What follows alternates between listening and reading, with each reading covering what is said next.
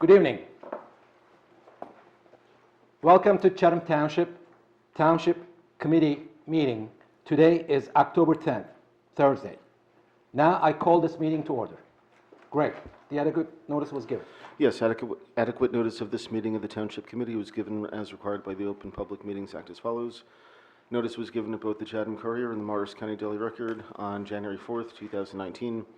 Notice was posted on the bulletin board in the main hallway of the municipal building on January 4th, 2019, and notice was filed with the Township Clerk on January 4th, 2019.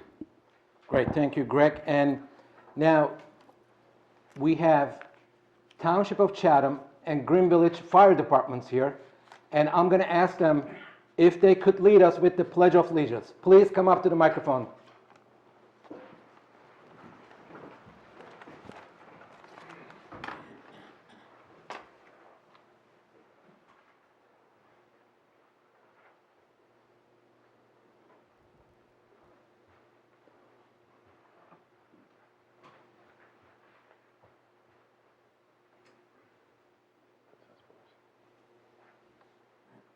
I pledge allegiance to the flag of the United States of America and to the republic for which it stands, one nation, under God, indivisible, with liberty and justice for all. Thank you. And roll call, please.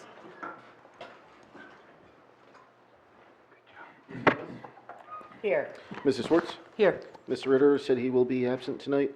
Deputy Mayor Kelly? Here. And Mayor Salem? Here. We have quorum. Thank you, great. And now the next item on the agenda is the approval of the agenda. And do I have a motion to approve the agenda as is? So moved. In a second? Second. All in favor? Aye. Okay, the agenda is approved as is. Thank you. And now we have several proclamations tonight, and we're going to proceed with the Fire Prevention Week, and then we're going to proceed with another two. So let's do the Fire Prevention Week proclamation. Now, it's a long one, and I'm going to read it to you, and you're going to have to bear with me. Whereas the Township of Chatham is committed to ensuring the safety and security of all those living in and visiting Chatham Township. And whereas home fires killed 2,630 people in the United States in 2017, according to the National Fire Protection Associations, NFPA, and fire departments in the United States responded to 357,000 home fires. And whereas the majority of U.S. fire deaths, 4 out of 5, occur at home each year. And whereas the fire death rate per 1,000 home fires reported to U.S. fire departments was 4% higher in 2017 than in 1980. And whereas when the smoke alarm sounds, Chatham Township's residents may have less than 2 minutes to escape to safety. And whereas Chatham Township residents who have planned and practiced a home fire escape plan are more prepared and will therefore be more likely to survive a fire. And whereas Chatham Township residents should make a home escape plan, drawing a map each level of the home, showing all doors and windows. And whereas Chatham Township residents should practice the home fire escape plan with everyone in a household, including visitors. And whereas Chatham Township residents should practice the home fire escape drill at least twice a year during the day and night. And whereas Chatham Township residents should teach children to escape on their own in case adults can't help them. And whereas Chatham Township residents should make sure everyone in the home knows to call 911 or the local emergency number from a cell phone or neighbor's phone. And whereas Chatham Township residents are responsive to public education measures and are able to take action to increase their safety from fire, especially in their homes. And whereas 2019 Fire Prevention Week theme, not every hero wears a cape plan and practice your escape effectively, serves to remind us that we need to take personal steps to increase our safety from fire. And whereas the residents of Chatham Township are served by the Chatham Township Volunteer Fire Department and the Green Village Fire Department. Therefore, I, Typhoon Selen, Mayor of the Township of Chatham, do hereby proclaim October 6th through 12th, 2019, as Fire Prevention Week throughout this city, and I urge all the people of Chatham Township to be aware of their surroundings, to look for available ways out in the event of a fire or other emergency response when the smoke alarm sounds by exiting the building immediately, and to support the many public safety activities and efforts of Chatham Township's fire and emergency services during the Fire Prevention Week 2019. That's it. Thank you. Thank you.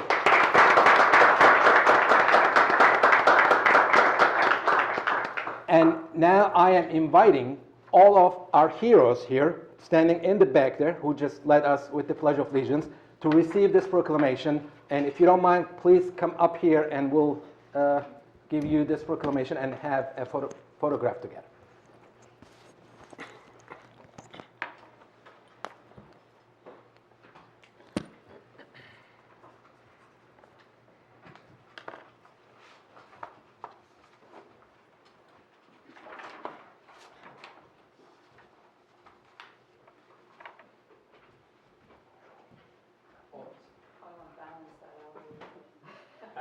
Come on over. Come on, you guys are in the You middle. guys get to be in the middle. All right, so maybe half of this time. I'll go with Sergio. How about that?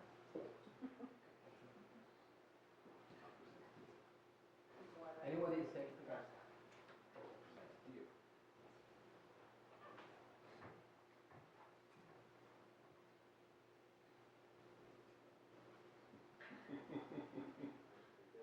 We're already in formation, so. Bob, we're closer to Joe, is that possible? Do you mind? One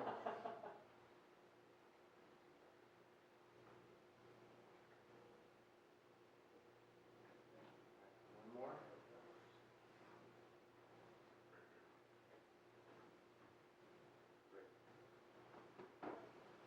Thank you. Very nice. Thanks so much. Thank you very much. Thanks so much for coming. Bob, thank you. We'll see you Sunday, right? Let's hope. Great job. Thank you, Joe. Okay, Matt, we'll see you Sunday. Terrific. Great seeing you, Matt. Okay, take it easy. Thanks for coming. We'll see you Sunday. Come down for some ice cream or whatever it is we're doing, right? Don't we have a big open house at the Southern Boulevard? We'll be grilling up some food and everybody will be coming and hang out. All right. How's my reading? Perfect. Minimally. I guess you can't say perfect about anything anywhere.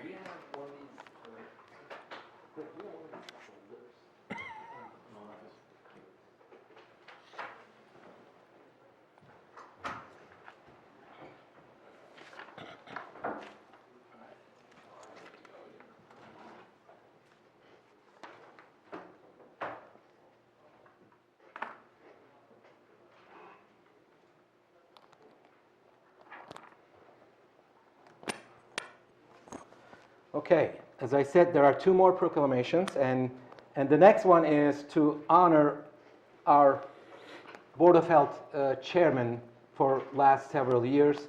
We want to thank him for his service to this town, especially through Board of Health that he volunteered for.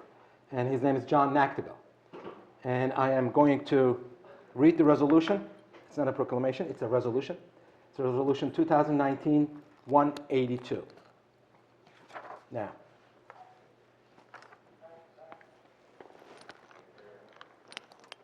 Resolution 2019-182.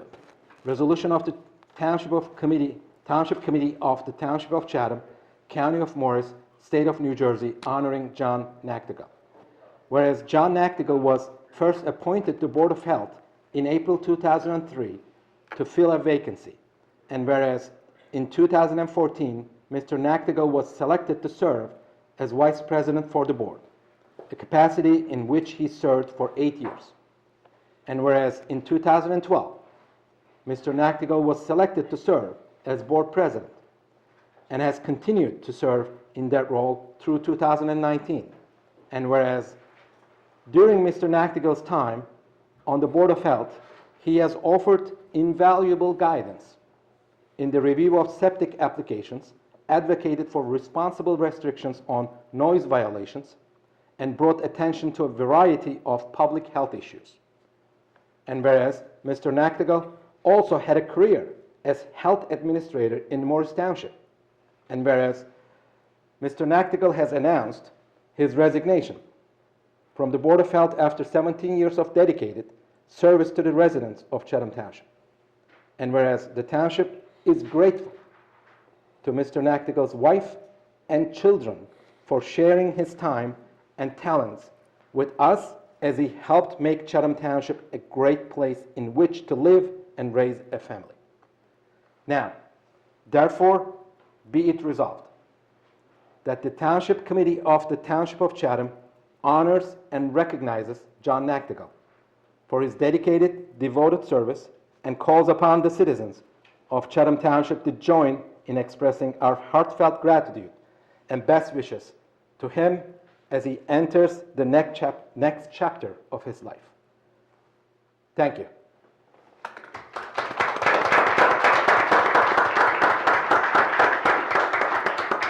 John, if you don't mind, would you please come up here and we can, if you want to say a few things, sure, of course. Just briefly, I would Of like to course, thank sure. the Township Please. Committee for the opportunity to serve, and certainly Greg LeConte, who organized the meetings, and as the Registrar of Vital Statistics and Secretary to the Board of Health, his predecessor, Joy Wiley.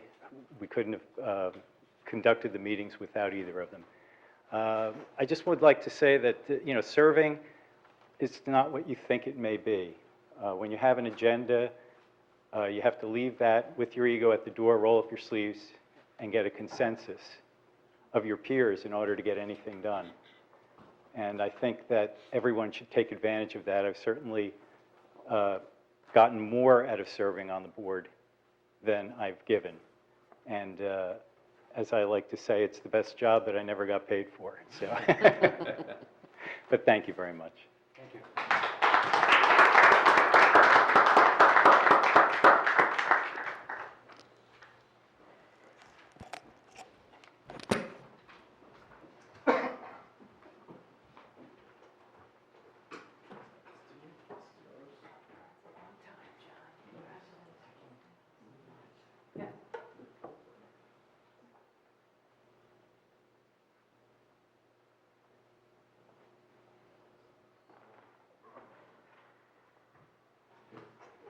Thank you very much. Thanks. Thank you very much.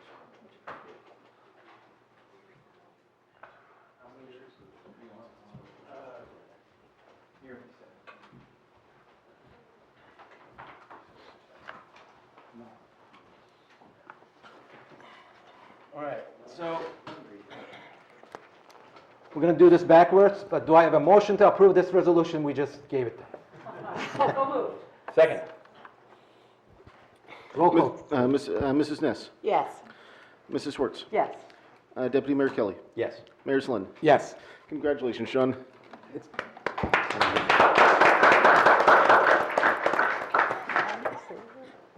Sure, of course.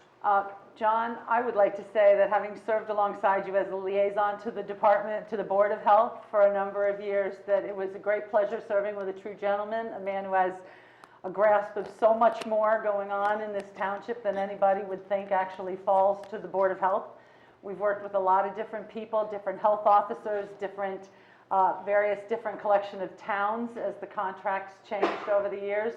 I laugh about having learned more about septic systems in a few short years than I ever thought I would, because of course the septic systems throughout our town and Green Village fall under the purview of the Board of Health.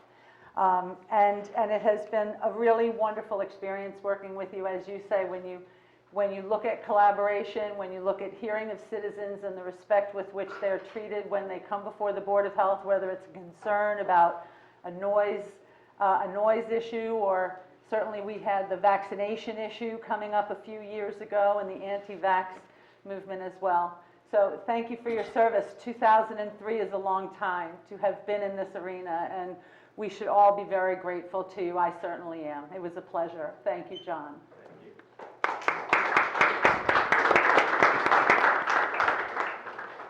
Last proclamation, just bear with me. This is about National Breast Cancer Awareness Month. During National Breast Cancer Awareness Month, we recognize the women and men who courageously fight to survive, detect, treat, prevent, and support survivors of this devastating disease. We vow to honor the loving memory of those lost to this disease, and we pray for their grieving families. We endorse the ongoing commitment to defeat breast cancer through education, early detection, and innovative research. In the United States this year, more than 260,000 women and approximately 2,600 men will likely be diagnosed with breast cancer. The statistics are staggering, yet we are encouraged to know that survival rates have drastically improved in recent years due to increased awareness and innovative advancements in early detection and treatment. We encourage all to be proactive in crusade against this deadly disease. This includes seeking the advice of healthcare providers who can better educate patients on the importance of getting appropriate cancer screening tests at the right time, knowing their family history and other risk factors, and making lifestyle changes that may reduce the possibility of breast cancer. American physicians, researchers, public health professionals, and advocates have made tremendous progress in the fight against breast cancer, which is evident by the decline in mortality rates from this disease nationwide.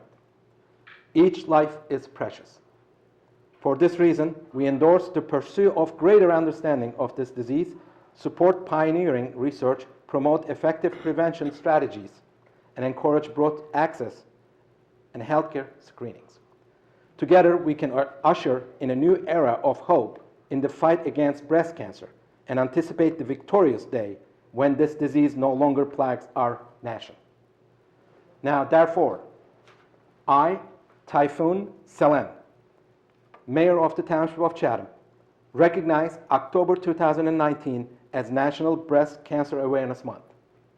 I encourage citizens, government agencies, private businesses, nonprofit organizations, the media, and other interested groups increase awareness of how Americans can fight breast cancer.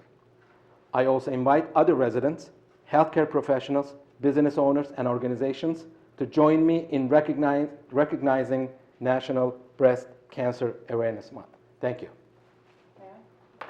Sure.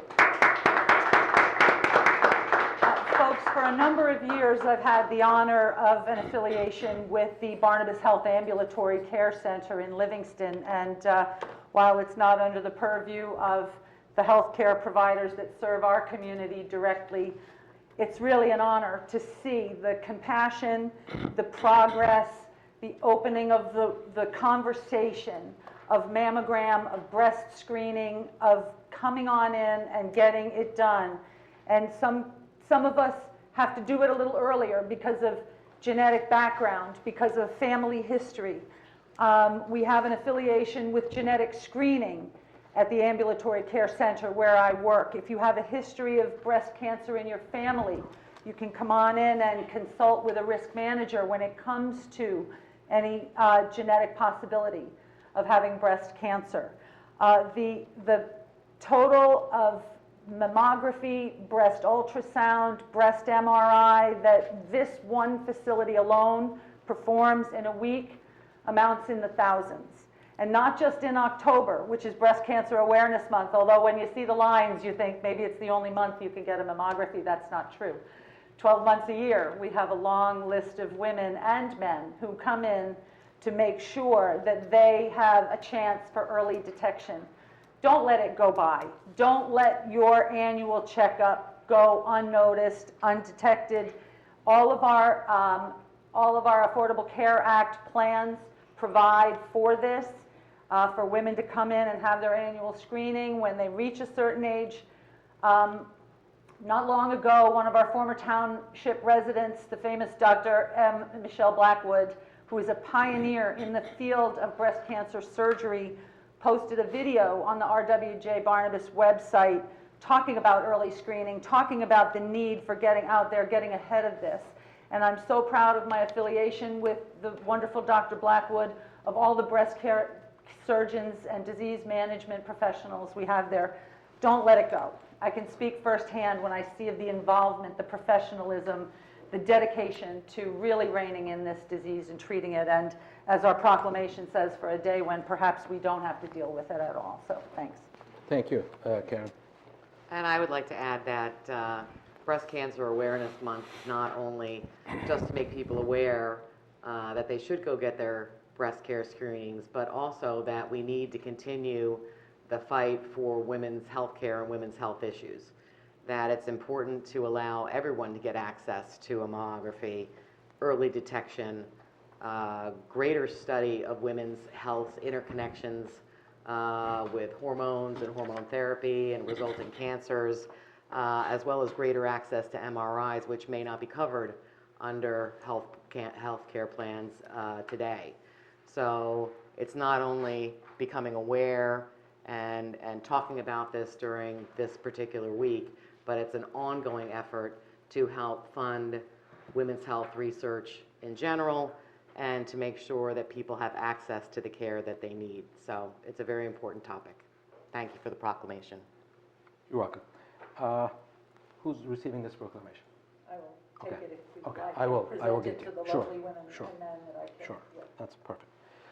And now we're moving on to the reports, right? So now the next item on the agenda is we have a report from, before we get to the committee reports, and we're gonna ask if Historical Society of Chatham Township, they have a representative here? I don't see anyone from the Historical Society. I would ask that we possibly reschedule that for the next meeting. Sure, let's do that, and we're going to reschedule that. And now let's get into the committee reports and our administrators. And okay, Karen, do you have any reports? Well, I sure do. We will not meet again before the next semi-annual shred event that our senior center is so famous for. The one coming up is going to be Saturday, the 19th of October. Not this Saturday, but, pardon me, but the following Saturday. That's going to be at Chatham Middle School this time, 9 a.m. to 12 p.m. Sorry, once again. So please remember to bring as much shred material as you can have. Not a day goes by where we don't get credit card applications, and you've already been approved for home loans and all sorts of things. Those things are kind of dangerous if we throw them out unshredded. If you collected them for the last 6 months, bring them on down. That's Saturday the 19th from 9 a.m. to 12 p.m. To continue with our discussion of Fire Prevention Week and the fact that not every hero wears a cape, as you mentioned, the John Taylor Babbitt Foundation just recently donated 7 AEDs to our Chatham Township Volunteer Fire Department. 7 AEDs means that every one of our vehicles will be equipped with an automatic defibrillation device, and there's just no telling how important that is. And when you think of our friends at the John Taylor Babbitt Foundation, Joanne and Dave and Andrew to begin with, but the way it has blown geometrically across our community and to college campuses across the Northeast. We have been such proud recipients on many levels of the John Taylor Babbitt Foundation's generosity. So most recently, this particular gift to the Chatham Township Volunteer Fire Department. Additionally, the Chatham Township Volunteer Fire Department is going to close out Fire Prevention Week with an open house at the Southern Boulevard Firehouse. That is going to be Sunday, the 13th, beginning at 11 a.m. There will be activities for the kids. There will be burgers and dogs on the cooked outside on the open grill, and as well as kids' opportunities to come by and familiarize themselves with some of our township fire equipment. And our wonderful volunteer fire department will also be there. So that is this Sunday, the 13th of September. Please do come on by, 11 a.m. They're a great group, and they always love our support. Department of Public Works, continued projects around town, including obviously fall activities, striping and maintaining soccer fields. The accolades continue to pour in from the repaving of our Tanglewood facility. People are just so pleased to know they can go down there without getting their axles out of whack. We're happy to see that work has been done on the Shunpike Field gathering area between Castle Park Playground and our Shunpike playing fields. A lot of time, effort, fundraising energy went into that a number of years ago on behalf of the Chatham Athletic Foundation, and it had sadly fallen into some disrepair. So our Department of Public Works is busy doing some serious labor, some mechanical labor, as well as obviously trying to beautify the flower beds. Our meeting, we had Bob Hoffman and John and I had a meeting this past week with representatives from PSE&G. We spoke about this approximately a year ago when we looked down the rights of way. PSE&G's lattice work power line stanchions. The lattice work ones have been serving the greater New Jersey area since the Hoover administration. You can see in many instances they seem to have fallen into disrepair. While they don't present a danger, they certainly do present an opportunity for upgrade. So the Roseland Pleasant Valley initiative is going to replace about 52 miles worth of those old lattice work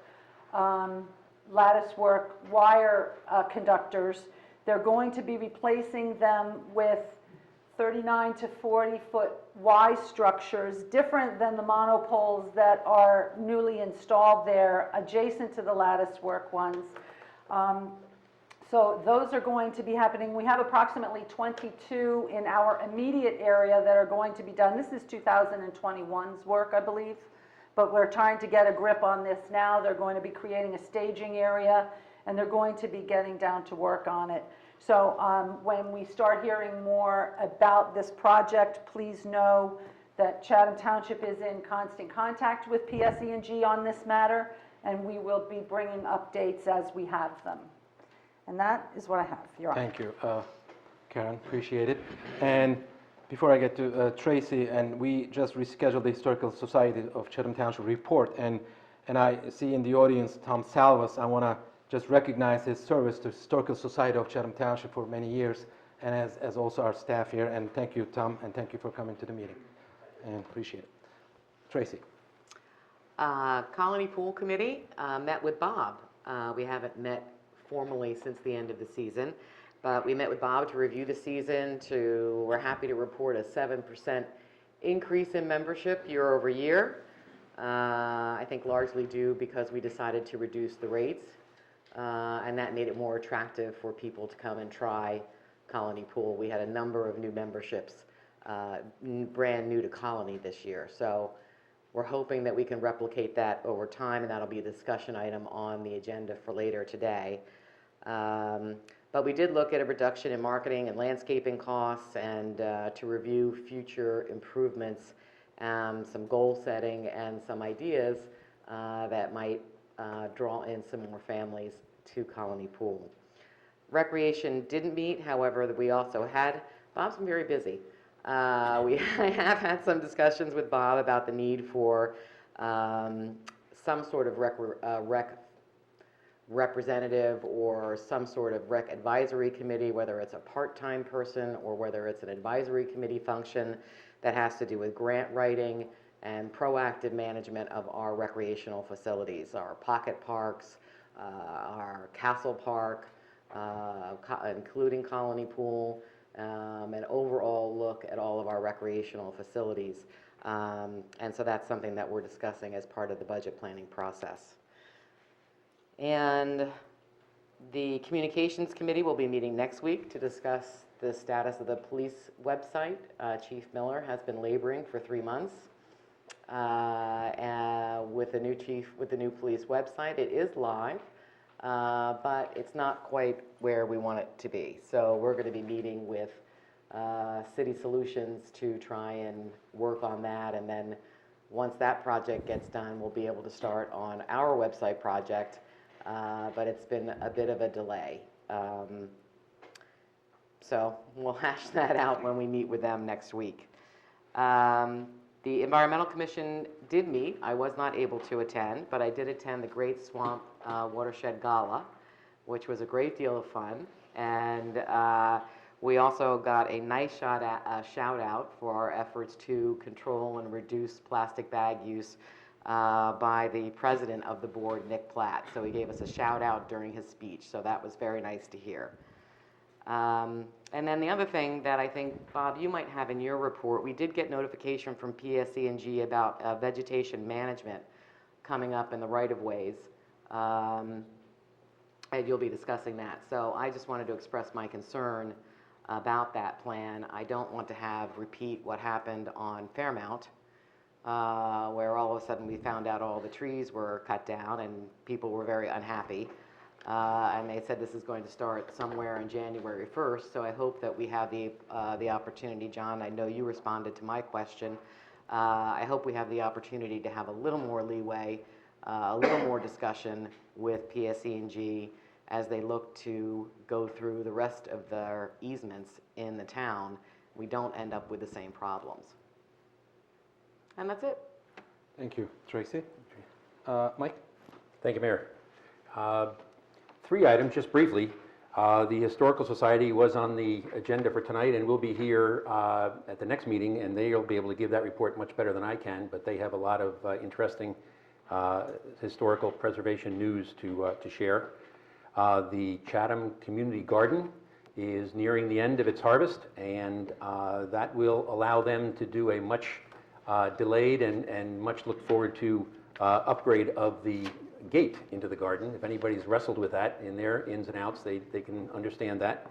But there is a project lined up, just waiting for a little bit less foot traffic in and out of the gate, and the design drawings for that look very impressive. So, as always, toward the end of the year, if anyone is feeling like they missed a bet by not having their own garden at home, they have too much shade or not enough space, please log on to our website, look up the information on our Chatham Community Garden. Between now and the end of the year, we will be entertaining applications from new members, and as plots become available for the new year, they will be assigned right after January 1st. So we would welcome all those interested to check that out. And the Municipal Alliance is meeting regularly and grappling with what seems like a never-ending progression of issues that they, the latest one, of course, is the whole vaping information that's being reported nationally, and they are trying to address that on a local level.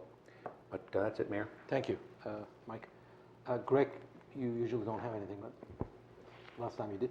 I would just, again, remind the public about the flu shot clinic on the 16th of October in the gym. That's primarily for seniors, but it's open to Chatham Township residents, and that's from 1:30 until 3 in the gym in this building. And then on November the 2nd, from 9 a.m. to 10 a.m., we have our annual rabies clinic. That's at the Public Works Garage, and that is open to all dogs and cats. Greg, if I can just add, there also is a flu shot clinic in Madison because of our affiliation with the Madison Board of Health, and 4 others throughout our community as well, available to township residents. Yeah, all of the clinics that are run by the Madison Health Department are open to Chatham Township residents. There had been some confusion in the past because it's not open to the borough residents. The borough uses a different health department. But if you're a Chatham Township resident, if you can't make the 16th, I have that information in my office, and I think we have that on our website and social media as well. Great, thank you. Thank you, Greg. And John? Yes, Mayor, just another reminder regarding Wednesday, October 16th, we're having an informational session on the Safe Routes to School sidewalk project for Lafayette and Spring Street. The time is at 1 p.m. We're having 2 sessions. We thought that would open it up to more people and more accommodating. We have one session that's going to start at 1 p.m. and then the second session that's going to start at 7 p.m. And then also just wanted to mention that the NJDOT did make an announcement that their design assistance program for the 2018 grant recipients has been, their program have been initiated, and they do have a pool of consultants again that municipalities can select and have the engineering services provided through a grant program. I did speak with the administrator on this, and we thought retaining GPI, who's actually doing the design, the initiated design for the first half of Shunpike. This third grant that we received is on the Cougar side, Cougar Field side of Shunpike, and it's going to extend from Cougar Field down to Lafayette. And if we can quickly get GPI on board, we're hoping that that may expedite joining the 2 projects together and kind of, make it go quicker, because they just started the design, and it's not by their fault. It's just a long process of getting through the DOT. But so we're discussing that with the DOT, seeing if we can join the 2 projects together and go forward. So That'd be great. Thank you, John. John, can I ask, on the Wednesday, the 16th meeting, the Safe Routes to School project is the one that runs from Shunpike up towards Chatham High on Lafayette Avenue, correct? correct. And that's correct? Yeah, from And Lafayette. also Spring Street? And also Spring Street. And correct. all of the residents along the way have been noticed physically with, Yes, we've sent letters to all the homeowners. Okay. Correct. but anybody is free to attend the meeting? Absolutely. Great, Absolutely. It was also advertised in the paper. great, thank you, John. Okay, great, thank you. Bob or Al? Whoever wants, okay, then Bob. All right, thank you, Mr. Mayor. A few items to report. At the last meeting, I had reported that our bid specs were about to go out. They are now out. We've extended the deadline for responses to come in on Wednesday, October 30th. So the bid specs are due Wednesday, October 30th. For our IT bid specs, this is to be a technical consultant to the township for all matters related to our technology. So that would be for servers, for information in the cloud, emails, things of that nature. To date, we have released 11 bid specifications to different companies. We're having a non-mandatory walkthrough of our facilities on Wednesday afternoon at 3 o'clock, so that will be in between the Safe Routes to Schools presentations. So that's something that will be of importance to the township starting in 2020. Before the end of October, the township will have to file its best practices inventory.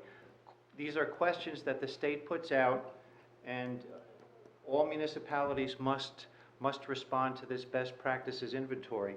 This year there are 84 questions. 31 of them are survey questions that are unscored. Why am I bringing this up now? Every year the state requires the best practices inventory to be filed by municipalities. If the municipalities do not receive a certain score, then the state reserves the right to take away what they call state aid, what is really our gross franchise and receipts taxes that goes back to the 1880s. I'm a little finicky about this because this is money that the state classifies as state aid, but it really belongs here, and it's supposed to help our municipality. It's supposed to help us do things to serve our residents. If we do not score a certain number on this best practices inventory, then as I said before, the state reserves the right to take away a partial payment, which is the last payment in December. And that is wrong. That is managerially wrong, and it is just fiscally wrong. You can't have a budget that's adopted and certified and then have the state come in and say, by the way, we're going to take money away from you at the last minute. That will not happen here in Chatham Township, but the issue from a management perspective across the state is that we have well-meaning people in Trenton that have never managed municipalities, have never been CFOs, but they're telling us how to manage our towns, and that's just wrong. So I will wind up with this part of my report by saying the state also requires that the best practices inventory be listed on at least one agenda and it be a discussion item. So we have just listed it on the agenda, and it's a discussion item, and I look forward to having the state receive my comments on how I feel about people that have never managed municipalities telling us how to manage municipalities. Bob, we do want to get the money, though. Yes, and So, yes. Go So easy on the comments, okay? Those are my comments for now. So we will file it, and then we will talk about this again on our last meeting in October, so that the state knows we filed it. Okay. As Committeewoman Ness stated before, there was a notice that came from PSE&G. So our township clerk received a notice on October 7th that PSE&G will commence a 2020 tree pruning and tree removal in the easements that they have for just along right-of-ways to ensure that we have safe delivery of power. So a call has been placed to their vegetation managers requesting that we have a meeting and that we go over their schedule and the areas that they anticipate doing work. So once that meeting has been set up, the Township Committee will be informed, and then we will be able to release information to our residents about the anticipated work that PSE&G will be doing in our town. The last item that I have to report is I wanted to wish a happy 174th anniversary to the United States Naval Academy. They were founded on this date back in 1845, and while I was a very junior officer in the United States Naval Reserve, it's always great to celebrate something that's naval. So that's how I will conclude my report. Anchors away. Thank you. Great, thank you, Bob. And I don't have any reports, but as I did in the last meeting, I want to just make sure whoever didn't get my cell phone number, and I'm going to give it to you. And Alex, right here, this is my cell phone number. In case you have a question or comment about our township, our beautiful township, you can always call me on my cell. Skip the 973-635 number. Just call this number. And if you forget this number or couldn't get it, I'm at Dunkin' Donut every weekend. It's 8:30 to 9:30. I want to see you and I want to talk to you. And please, please, please help me get more data to make sure we run this government better and better with your help, with your input. And that's my report. And now we have the hearing of citizens. And this is an opportunity for any member of the public to be heard about the issues which are not topics scheduled for public hearings tonight. To help facilitate an orderly meeting, to permit all to be heard, speakers will be limited to 45 minutes. 5 minutes. 5 minutes. And just to make sure we understand, so if there's an ordinance, which we have one, for example, for plastic bags, there's going to be a public session for that particularly. So you don't need to talk about that now. So you talk about anything you want, except for the ordinances that are scheduled to have a public hearing. So please come up to the microphone and introduce yourself, your address, and let's get it moving. Hi, Jessica Romeo, 49 Pine Street. I'm not here to talk about plastic bags. I just want to say that last week I was honored to be invited to speak on a panel at ANJEC's Environmental Congress. And I just wanted to relate. So that's the Association of New Jersey Environmental Commissioners. And I just wanted to give a quick little highlight from what happened there. Commissioner McCabe from the DEP spoke, and she just congratulated all the local towns. She said, New Jersey local governments have an impressive environmental ethic. Making and enforcing environmental laws often begins at the local level. And she listed their top 5 priorities. Climate change, protecting New Jersey's water. 60% of our drinking water comes from surface water. revitalizing our communities and protecting public health, managing and promoting our natural and historical resources, and strengthening the DEP's opportunities, training, and beliefs in them and their work. And I also just wanted to say that as part of the Environmental Commission, we have a green team, and our green team works to get our Sustainable Jersey accreditation. And we were hoping to get some new members on the green team, so I just wanted to make a public announcement that if you were interested in that, contact Greg LeConte or Maureen Kelly, who's the head of our green team. Thank you. Thank you. Next person, please.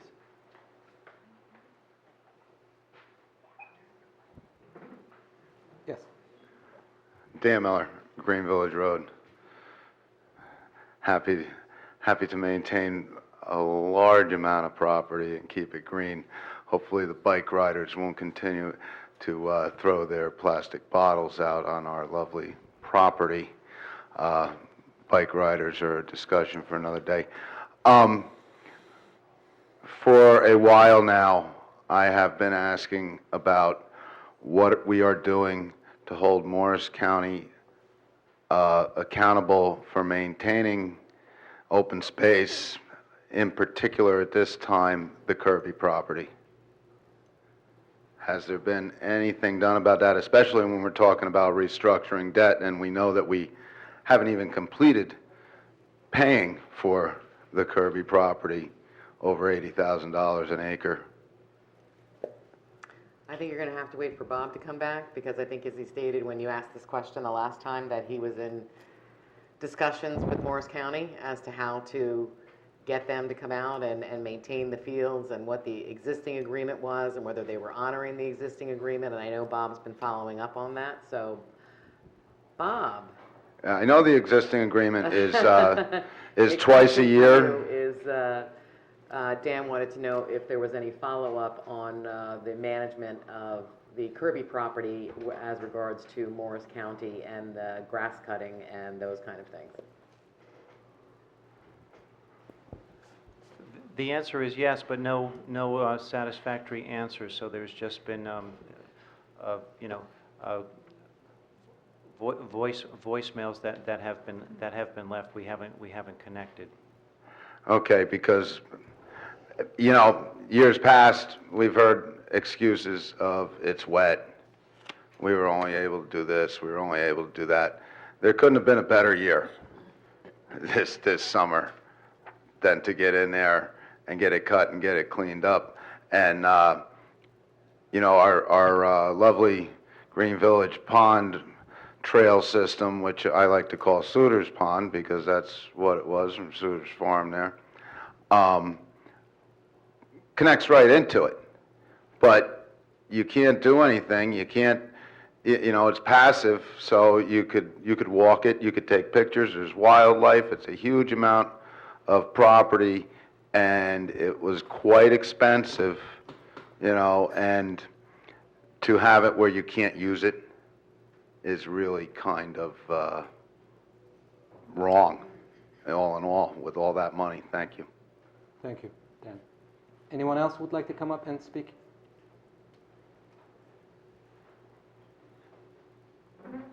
Hello, everyone.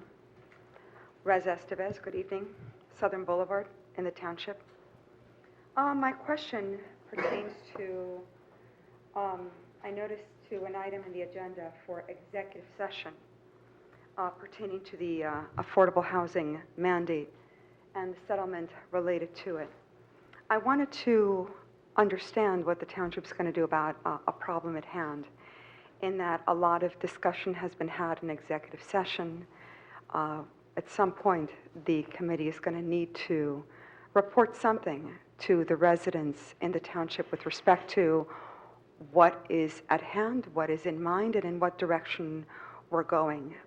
There's a very large and thick bundle of a lot to digest, and it would really be unfortunate to unload way too much on residents all at once and upset everyone in one massive fell swoop. So I would ask that the committee be consider earlier rather than not, starting to engage in public discussion and disclosure to engage with residents. Not every detail, of course, can be shared, but certainly there's more that can be shared that is already being shared.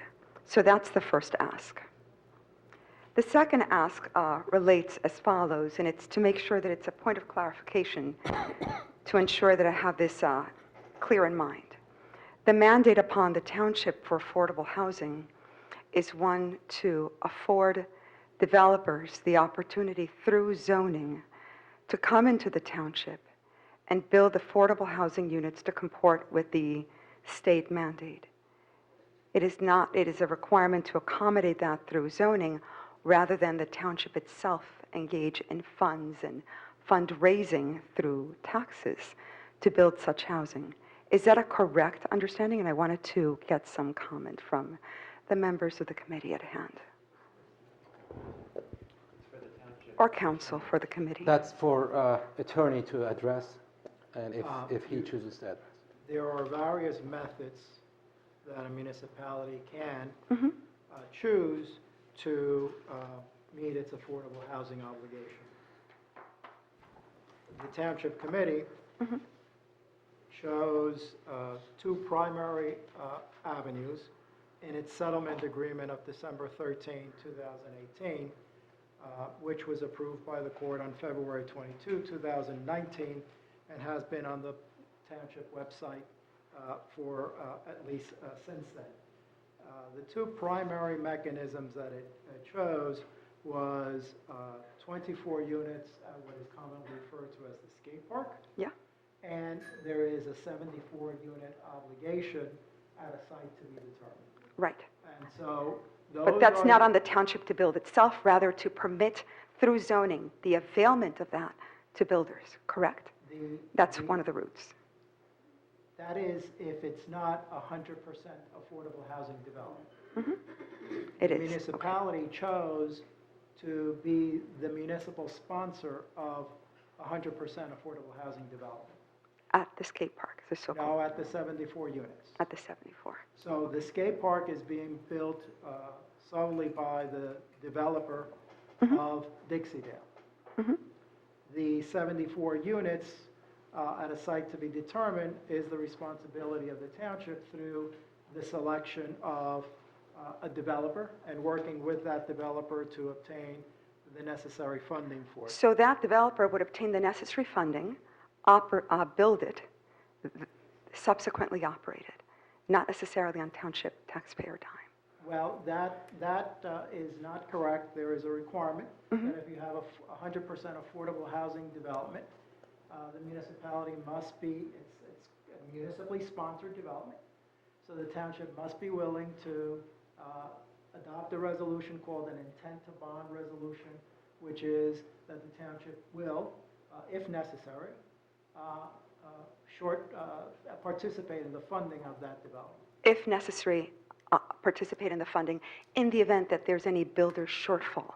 Yes. And the builders, so in other words, it's not per se township generation of revenue to build the housing, rather. It is for the zoning and starting with the builder. Well, And in the event there's a shortfall, then the raise. It's slightly nuanced. If it's an inclusionary development, all you have to do is, all the municipality has to do is provide for the zoning. Okay, that was a clarification I Then, needed. if the zoning is in place, then the market forces determine whether or not that development will be built. Correct. When, So, when the municipality is the sponsor of the affordable housing, as in this case, then its role is much greater. understood, and thank you for the indulgence of the committee. I heard the ding at the 5-minute mark. Thank you. Anyone else would like to make comments?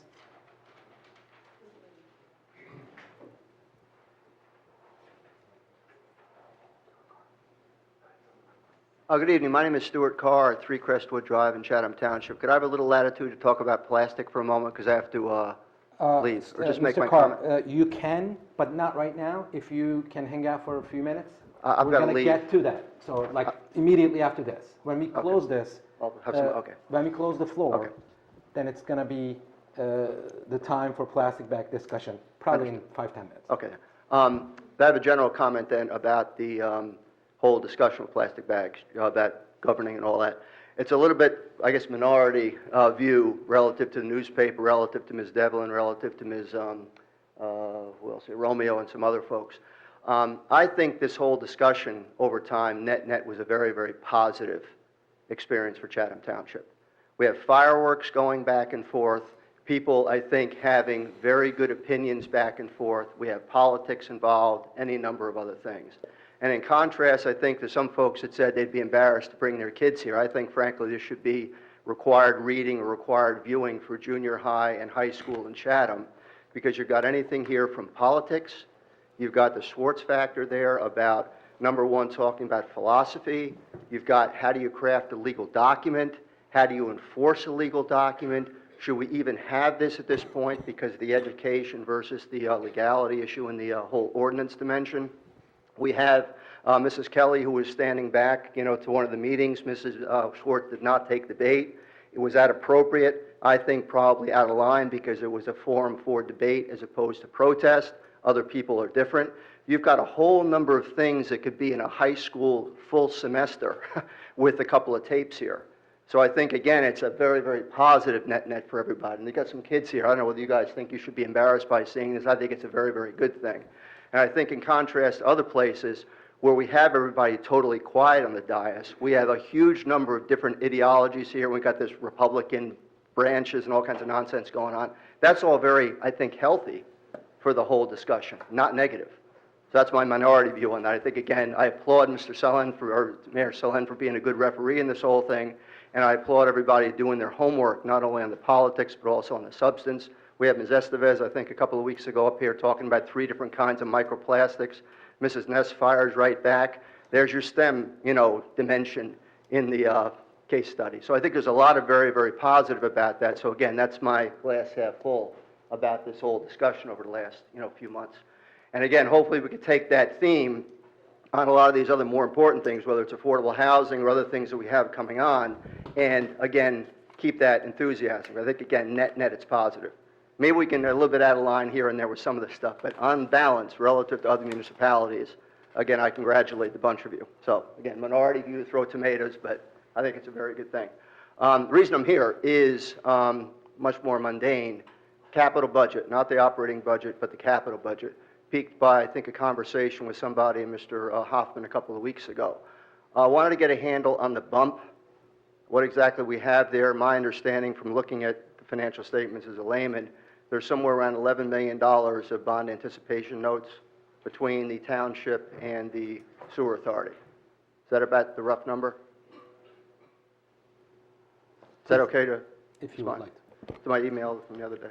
Yeah, I know, Mr. Carr, you did email me, and you will be getting a response to that. It's, I don't recall what the exact number is, but that's in the general area. Order of magnitude about $11 million, and if call it 3%, it's about $350K a year is what we're paying on rent to just roll that year after year after year. And the question, I think, was, what did we just capitalize that like we should have been doing years ago, perhaps?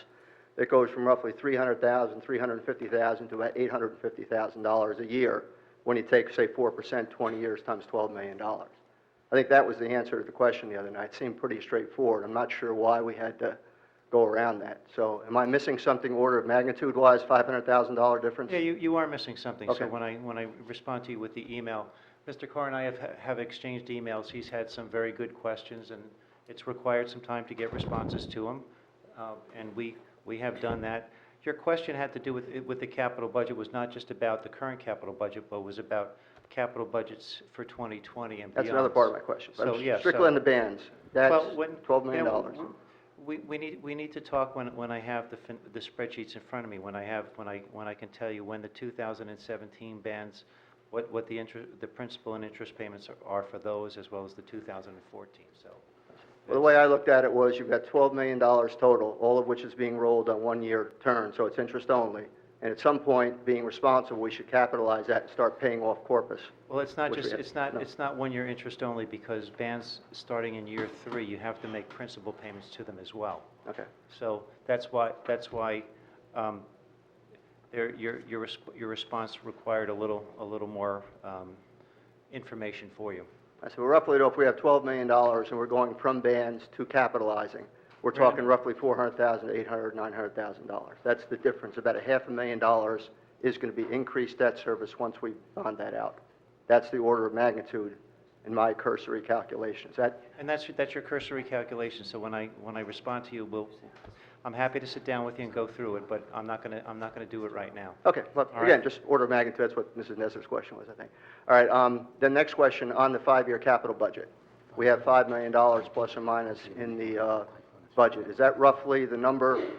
Is that plus or minus $1 million or so with this test, or not test, but analysis you've been doing over the last few months? So we can kind of get that into the discussion? We've just started our 2020 budget process, so when we talk about the capital budget, you've got the numbers for the 2019 budget, but whatever answer I give to you is going to change by what the Township Committee approves for our 2020 capital plan, which is basically goes out 6 years, and the first year of it would be the capital budget. So we have not decided on what our projects are going to be for 2020, and then whatever those projects are going to be, the cost estimates go into our calculations for what will be our future debt service, and that was also one of your questions. Is there any way that you could call Mr. Carr maybe tomorrow or Monday to give him exactly what he was... Mr. Carr has emailed me these questions. It's Mr. fine. Carr He did, has okay. Mr. Carr has received responses from me. Mr. Carr has asked follow-up questions, so Okay. Mr. Carr will receive a response. And Mr. Carr deserves to get a response that is spot on to his questions, and Mr. Carr will get that, but... You're a busy man. I Because appreciate when it. you don't just- have, it doesn't- you it don't have doesn't- the information in front of Right, you, I don't want you to and give him... it doesn't happen overnight. Information and I'm that is not not gonna do- No, satisfactory. the question again was, you've got a 5-year plan in the budget, which means there is some kind of a look forward. Question is, order of magnitude wise, has there been any change in that $5 million 6-year concept? Is it going to become 15, do you think, based on the work you've done for the last 9 months? Is it 6.5 versus 5? You know, do we need 7 fire trucks instead of 2? Has there been any update to what we've had on that 5-year budget on page 40C or 40B, whatever it is? How Not the we 1 year. For the time. In deference to the people that are waiting in line to All right. speak, we have Anyway, at some 5 point, minutes. sorry about You're going to talk in a bit anyway, I think Okay, you wanted thank to you. talk about plastic bag. Okay, so any other comments? Non-plastic bag comments?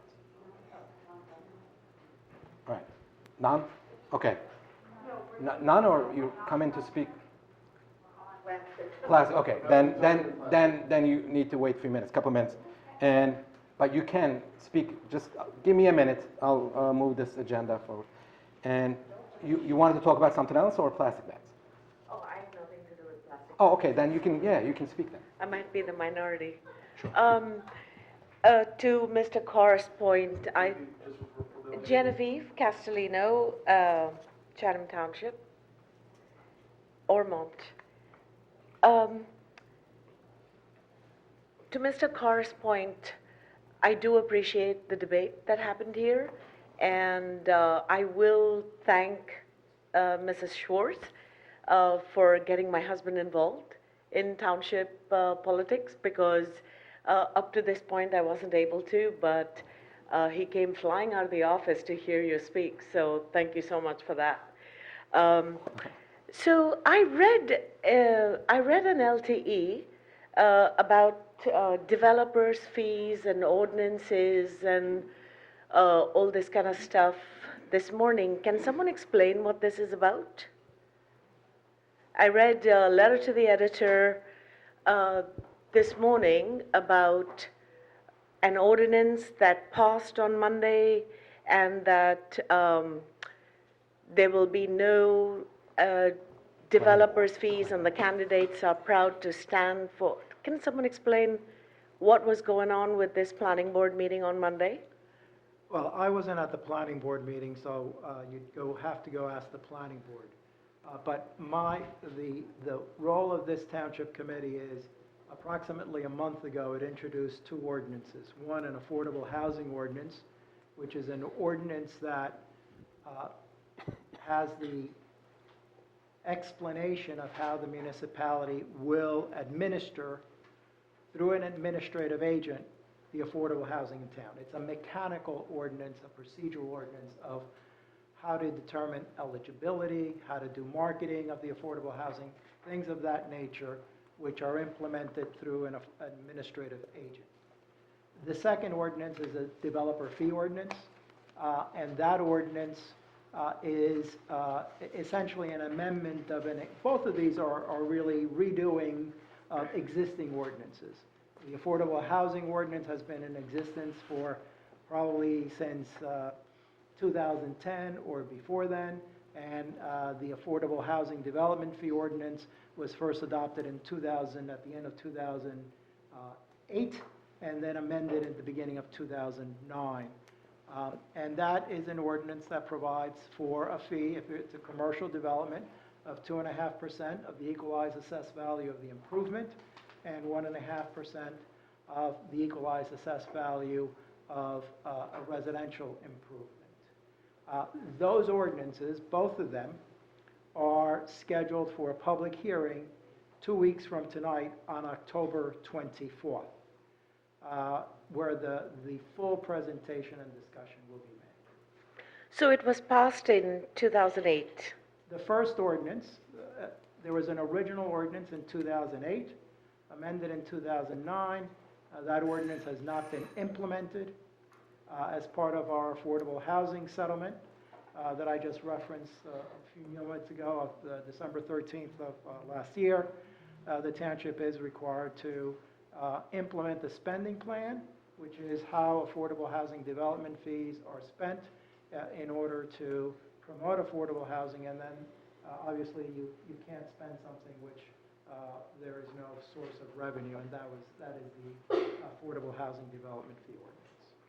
So is my time calculated Your if... time is, I think, I've been closing it when Albert's been speaking, so you have 5 minutes. okay. You have 3.5 minutes left. Thank you, Greg.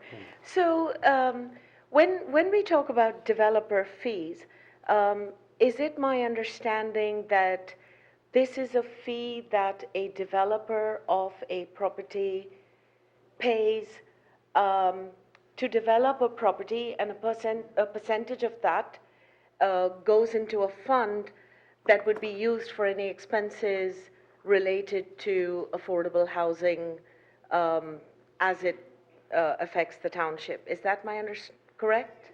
It's not 100% correct, but you have to just, the purpose of the Affordable Housing Trust Fund, because any development fee that is collected, it does not go into the general revenue. It is placed in a specific designated trust fund called an Affordable Housing Trust Fund. The court, in this case, will have to approve that ordinance, and will also have to approve the spending plan that says how that money is spent. But the purpose of it is to promote affordable housing in the municipality. So that the money, for example, the township has agreed and has been paying the Vernon Grove Condominium Association a fee, not a fee, an amount, to, in essence, subsidize their capital contribution, or the residents' capital contribution, so that the residents are not overly burdened with increased capital contribution fees, and that the development can continue to be maintained in a good quality. That is an example of money that could be taken from the Affordable Housing Trust Fund to pay that. As it currently stands, the municipality would have to take that money out of its budget. So this is a way to have a fund outside of the revenues, the general tax revenues of the municipality, paid by those individuals that are developing the town. Okay. And developing in the most broadest sense. Not just a developer, but developing the town with improvements to their real property. And not just the real property, but the physical structure. So if you have a house and you double the size of the home, under this ordinance, you would pay 1.5% of the equalized assessed value of the improvement. Okay. And so we don't have a fund right now? Correct. So is it my understanding that a homeowner So for example, I have a house and I decide to, which I won't, but decide to add another 3,000 square feet to it, would I be required to pay that fee as well? As the way the current ordinance is drafted, there, for individual homes, there is an exception for an addition or an expansion up to 1,500 cubic feet. Okay, this is a three-dimensional calculation. Right. The width, length, and height of the structure. So if you're, and that example that you gave of 3,000 square feet would not trigger the exception. But if you build something of 1,500 cubic feet or less, you would be exempt from it. There are also exceptions for fire, other acts of God, a casualty that destroys the house, and you have to rebuild that damaged or destroyed house. That would be exempt also from the affordable housing development fee.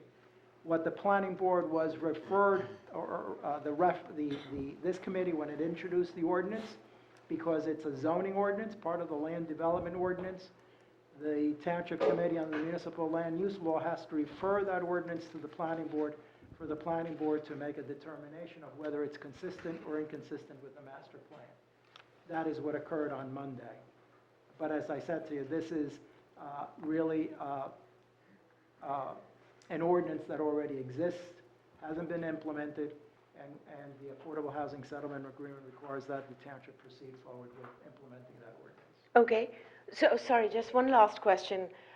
You said consistent or inconsistent with the master plan? No, I didn't say consistent, I said inconsistent. Inconsistent. That's the term. So used it was determined that it was inconsistent? A portion of it. Okay. I don't have the benefit of the full report.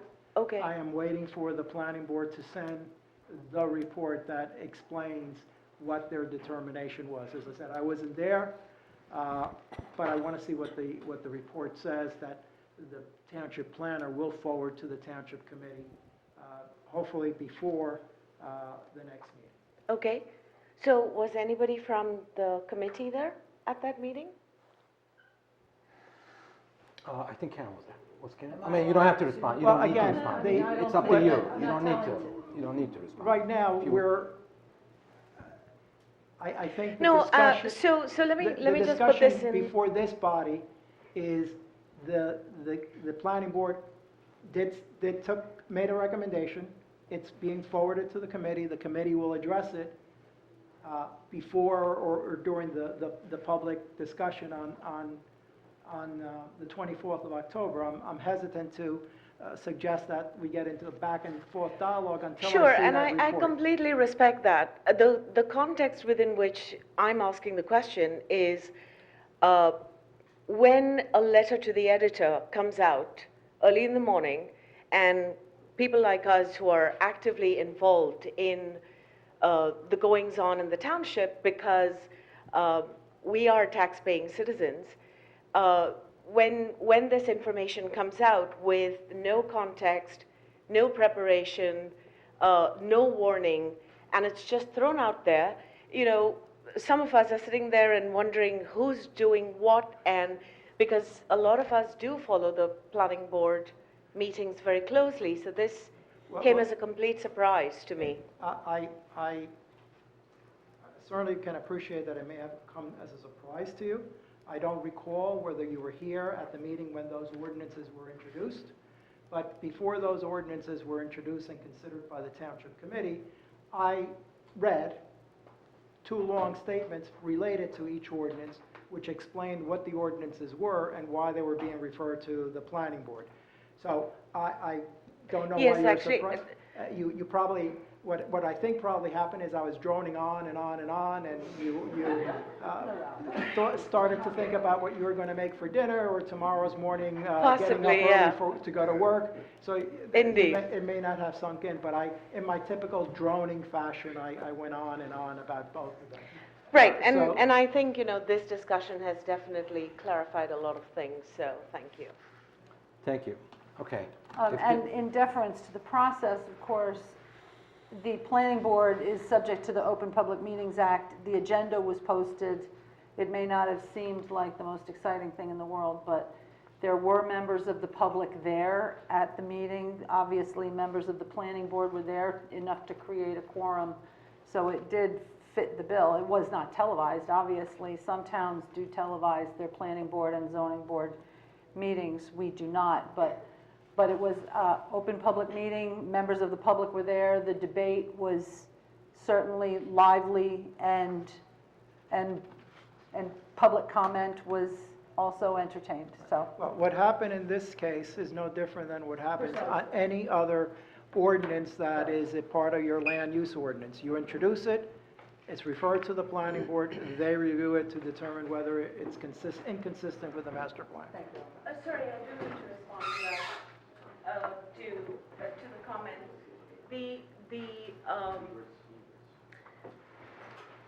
In the past, these meetings weren't, advertised on the Township Facebook page, which is where I get mostly this information. I don't recall this coming, and that's generally the way I get my information about the meetings. So I was surprised that this happened, because the last I heard that the meetings were being moved because of the affordable housing conversation, so I was surprised that this meeting happened without any announcement. Right, So and I'm glad you had quorum, but consistency in consistency, our- I think, is very in important. the If relay of we've information is critical, you're right. Thank you. Okay. I That's agree it. with Great, you know what? We Rather have than- lots of folks waiting to speak about, I know what they're waiting for. For those that are I think I have an interested in- idea, so. If I may, those who are interested in meeting agendas should look at the township website rather than social media. Okay. I do have a comment, though, on the speed at which information came out of the planning board. We were the recipients of probably 7 to 8 letters, pretty much form letters, that talked about the master plan inconsistency, that talked about taking out homeowners as part of the developer's fees. And that was before any of the information was even provided to the township. So there was a dissemination of some sort of letter by somebody who was there to a bunch of people who then put their names on it and sent it in. And I hate to see anything politicized in the planning board. We have our planner, Frank Banish, who sent a memorandum saying that the developer's fee was consistent with our master plan. And yet we had a different outcome at the planning board. And not only a different outcome, but a suggestion that we could separate out the developer fee ordinance into just developers and then take out the homeowner section, which we can't do, and have it be approved by the Fair Share Housing Court.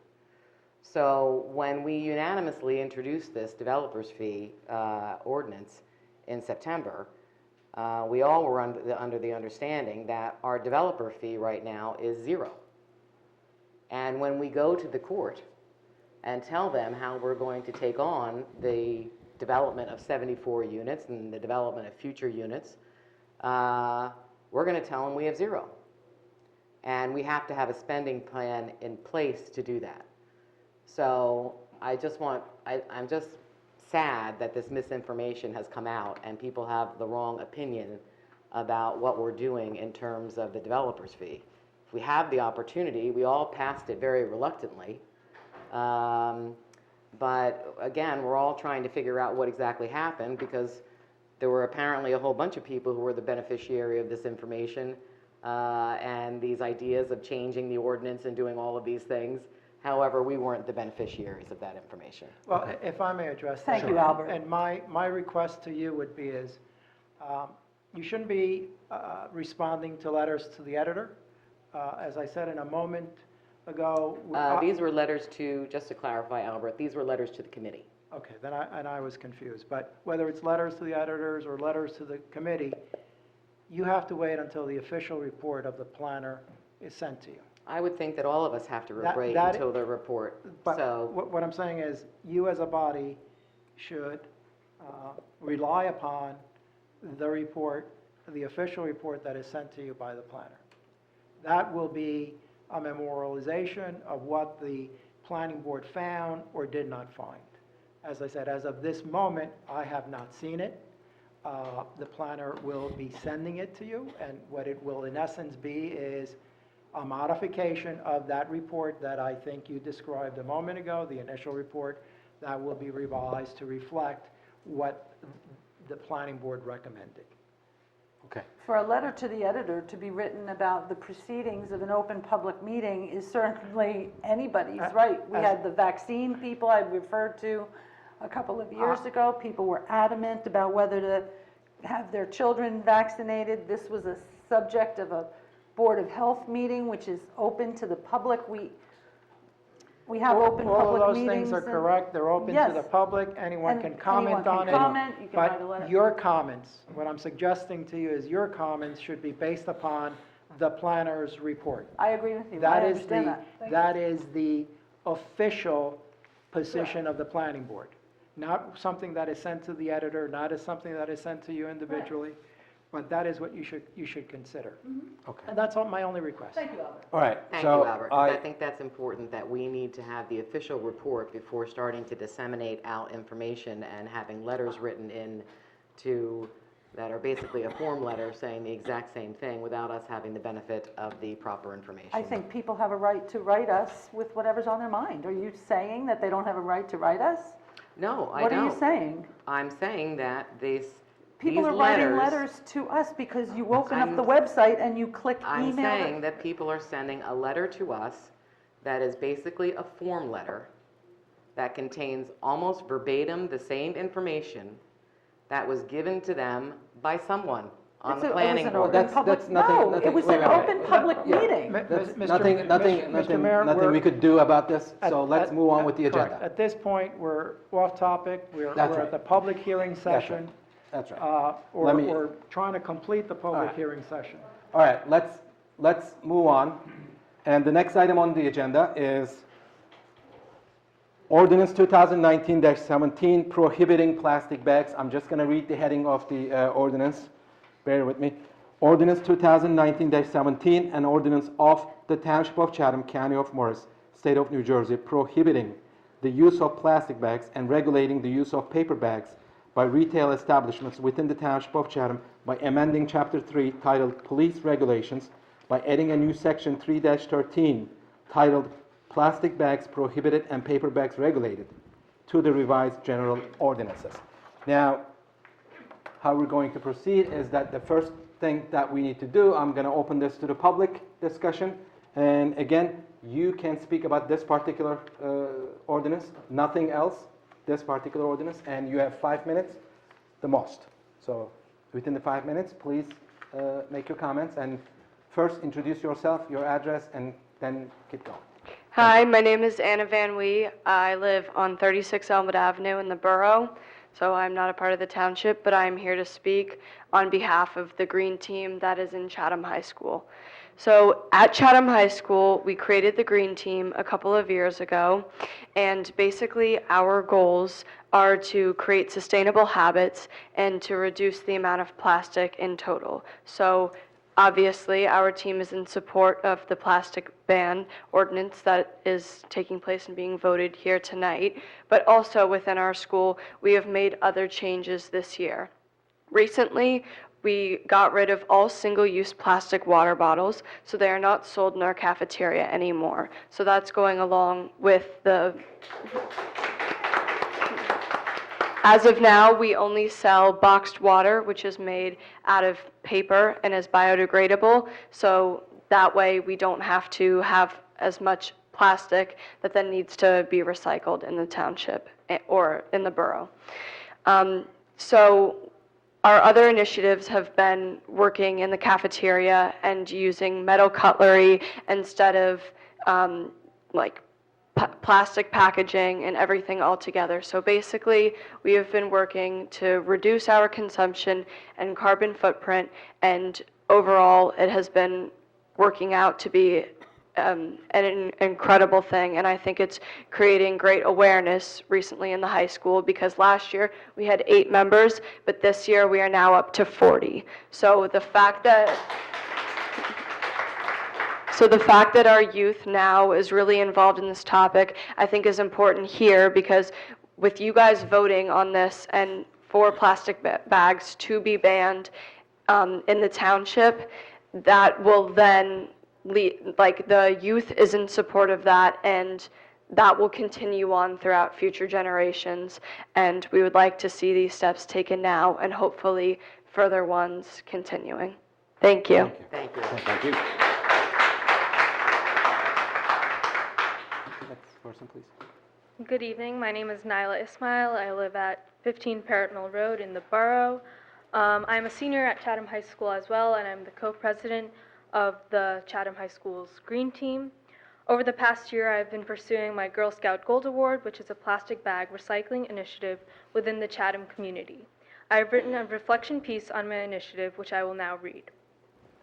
1 trillion plastic bags are used annually around the world, each for an average duration of only 12 minutes. It takes at least 500 years for a plastic bag to photodegrade into toxic microplastic particles that contaminate the soil and waterways. These particles enter the food chain when animals ingest them and continue to pollute the environment. 80% of ocean plastic pollution enters the water from land, and more than 100,000 marine animals are killed annually due to plastic pollution. Plastic bags do not belong in single-stream recycling, the system utilized by both Chatham Borough and Township. The presence of plastic bags in single-stream recycling clogs the machinery, resulting in lower efficiency, as the bags must be removed by hand for the machinery to properly function. Therefore, it is crucial that we recycle plastic bags separately.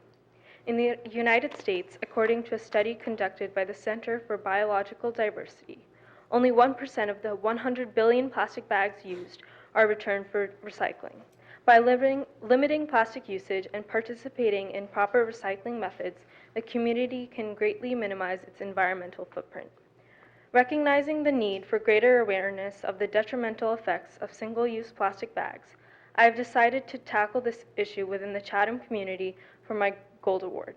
I discovered that the Bags to Benches program by Trex, a recycled materials manufacturer, provides a plastic film and bags recycling challenge for communities with an incentive of a bench made from recycled plastic. This challenge requires participating communities to collect 500 pounds of plastic film within a 6-month time period. To execute my plastic bag recycling initiative, I reached out to multiple leaders of the community to receive their insight and advice on this project. I placed collection bins at the Library of the Chathams as well as Chatham High School. My responsibilities included creating awareness, emptying the collection bins, sorting through the collections to ensure that all items collected were acceptable materials, weighing and tallying the collections, and dropping it off at the Whole Foods in Madison, as it is a designated location for the collection. The collection and support from the community far surpassed my expectations. I was able to collect over 1,000 pounds of plastic film, equivalent to about 81,000 plastic bags, in just the course of 6 months. The collection was so successful that I needed to empty the bins on a daily basis, which was definitely a good problem to have. The immense amount of participation showed me that there is a need for a plastic bags recycling initiative within Chatham. The positive response and the feedback I received from the community motivated me to expand my efforts beyond the original goal of 500 pounds. The main purpose of my project was to raise awareness within the community. I achieved this goal by providing easily accessible plastic bag recycling bins and sharing my initiative through the local newspaper, posters, and social media. While my initiative has been a ripple towards the greater wave of the fight against single-use plastic, I hope it has also inspired others to take actions towards a more sustainable future. Thank you. Thank you.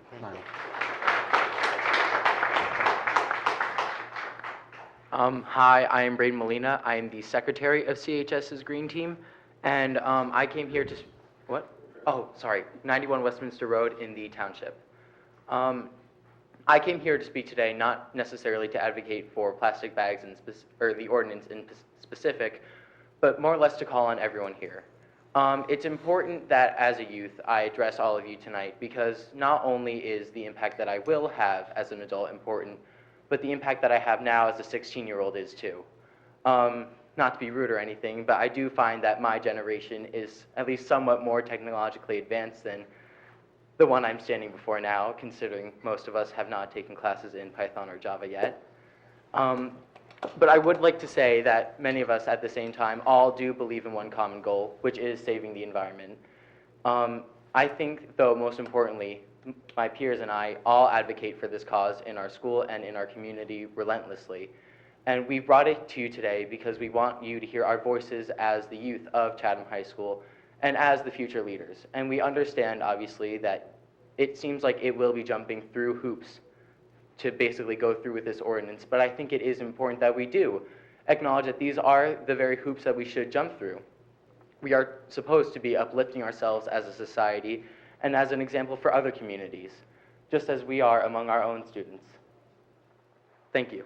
Thank you.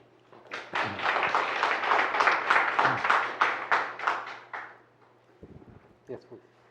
Jane Devlin, Chatham Township, River Road. Before I begin with my allotted time, my niece Julia, a township resident who could not be here tonight because she is away at school, asked if it would be agreeable that a letter she wrote be entered into the public hearing on record for her comments. If that has to do with plastic bag ordinance. Yes, it does. Okay. You can give the letter to the clerk. It's on my phone. Then you can print it or email it to the clerk. No, you can read it now. You can read it. Well, can read that's it. what I, Julia, That Julia had counts- asked if I that could. counts against her 5 minutes. So Yeah. It will be your 5. You have 5 minutes. You use it the way you want. 30, 45 seconds, and start again. Okay, Julia's plastic bag ordinance, Listen to the Youth, was written to letters to the editor, tap on 9:30. I apologize if I'm talking quickly, but I did want to get in my comments this evening too. If I'm not speaking clear enough, please refer to that letter in the editor. Oh my goodness. Julia's letter is called Plastic Bag Ordinance, Listen to the Youth. Excuse me. Is it Julia Contorno? Yes, it is. To the editor, despite being away for college, I actively try to stay up to date on what is happening back home in Chatham. I am a township resident, constituent, and voter. That being said, I find it truly absurd that there is such persistent resistance by some members of our community to passing a plastic bag ordinance. I have found that when discussing and creating policy in Chatham Township, some council members neglect their younger constituents' cares and concern. 70% of Americans age 18 through 34 actively worry about global warming and climate change. 51% of 18 to 34-year-olds think global warming will pose a serious threat in our lifetime. Therefore, when committee members relentlessly reject a proposal like the plastic bag ordinance that has been passed in numerous surrounding towns in multiple states, they clearly demonstrate their unwillingness to adapt to their ways to include and acknowledge the concerns of their younger constituents. She talks about the environmental survey. She talks about education alone does not solve these critical issues. She talks about Chatham schools already doing an excellent job teaching students to recycle and promote environmentally friendly habits. She talks about it sets an unfortunate precedent for the youth of Chatham to witness adult lawmakers of our town reject these principles by failing to put further safeguards in place. She talks about students attending a recent climate march in New York to the tune of 250,000 people, and she asks, what does our town's reluctance to make a small step in solidarity say who we really are? It's not simply a push to have a greener community, it's a symbolic of our community's willingness to change for the better. So that's from Julia Contorno, and I would like to speak my piece. I'll try to speak quickly. I want to reiterate we are stewards of the earth. How much time do I have, please? 3 minutes, 16 seconds. Keep going. I want to reiterate that we are stewards of the earth. We should be protecting creation, not destroying it. Care for the environment is a matter of intergenerational justice. Community-wide changes make a difference because each builds upon the other towards ecological conversion. Concern for the natural environment attunes us to the moral imperative of assessing the impact of our every action on the world around us.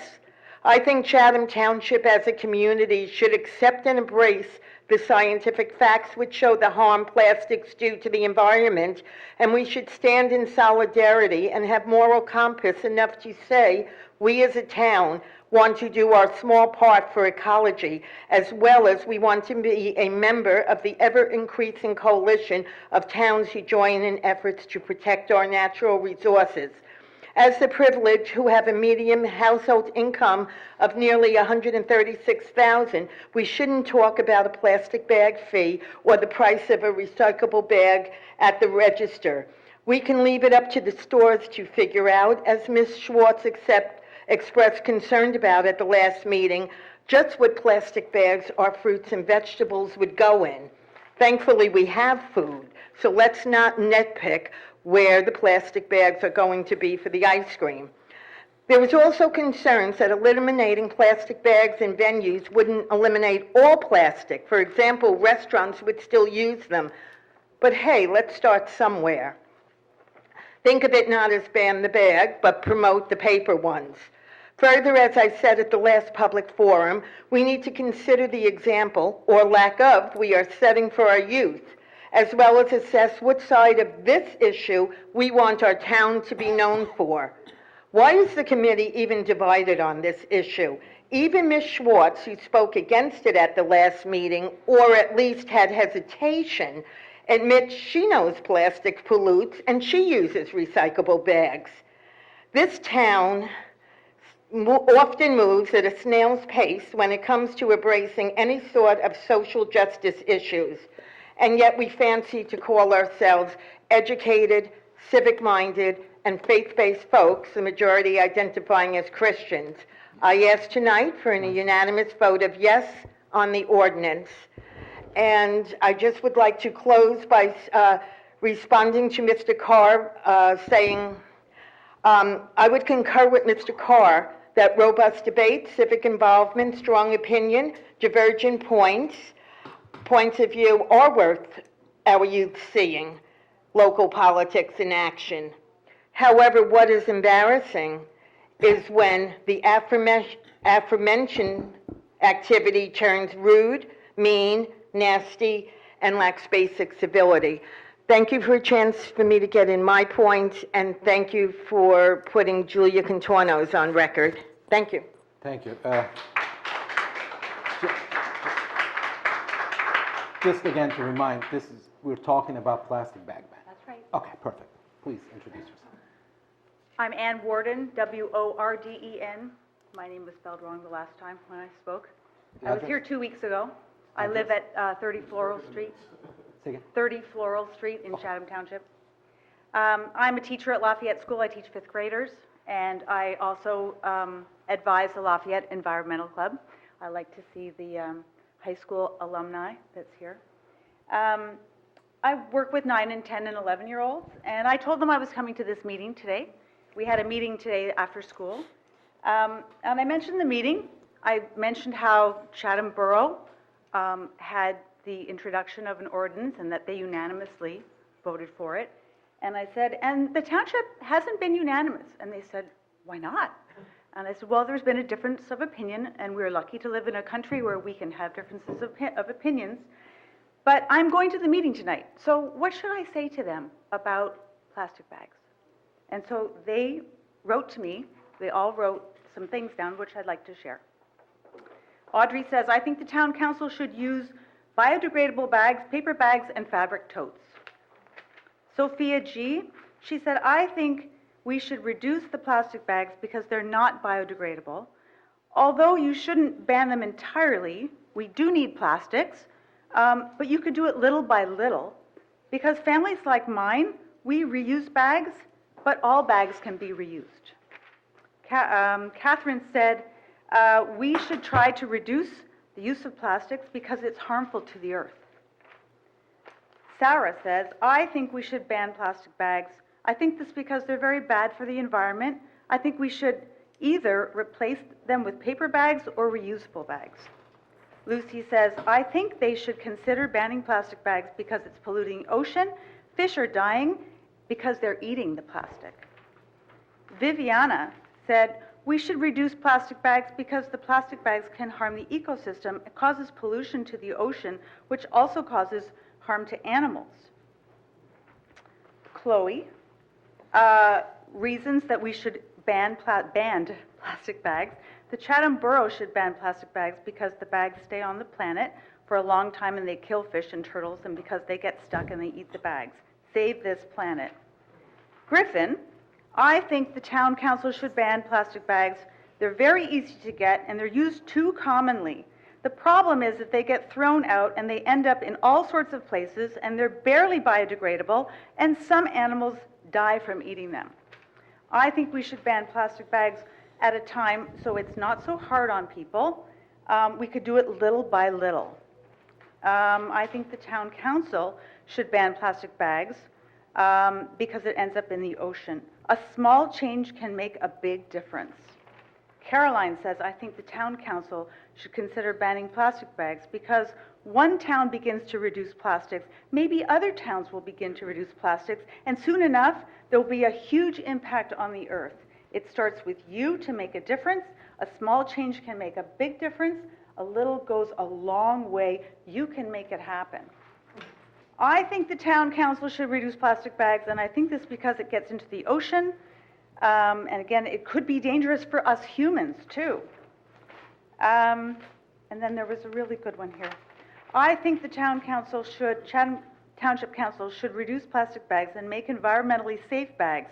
As a kid, I've seen way too many plastic bags in my life. If I were a famous person, I would make reusable bags.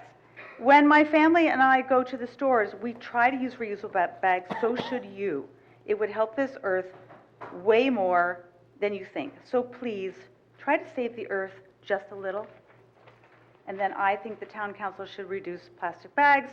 It's better for the world. Plastic bags take a very long time to break down into dirt, which is exactly like littering. I know it can be hard to use hard not to use that much plastic bags, but there are other ways. Think about all the plastics that go in the ocean, all those poor animals. If you decide to reduce plastic bags, then a little bit can make a huge difference. Please do think about it. So out of the mouth of babes, these are 9 and 10 and 11-year-olds, they see the responsibility that they will be faced with. Our generation has not done as good a job, and it will be up to this generation to make a difference, and we can help by taking just a little step in the right direction. Thank you very much. Thank you.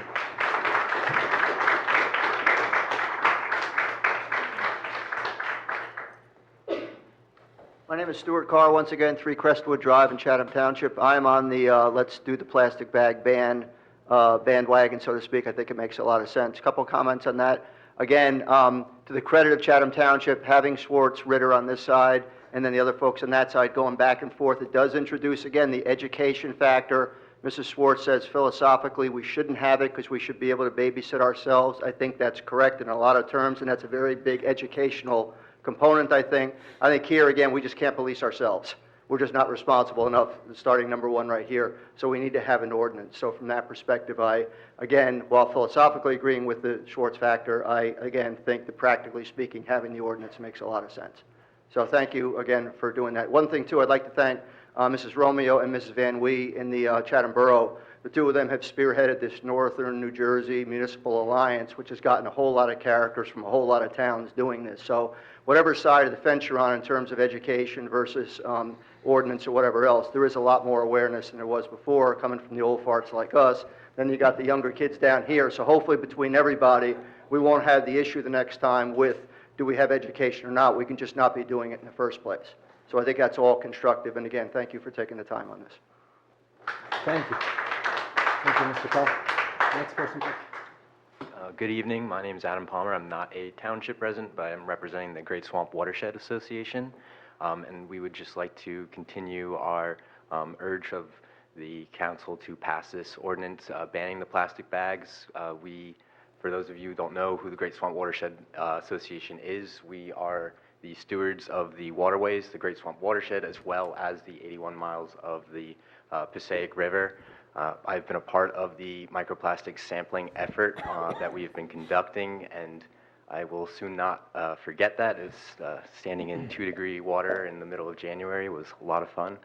But what we're seeing in regards to the microplastics is quite significant, specifically the microfilms, which these plastic bags are primarily breaking down and degrading into. So we would just like to continue to urge the importance of passing this measure as an environmental issue and for the health of not just the environment, but for the people that like to enjoy it as well. Thank you.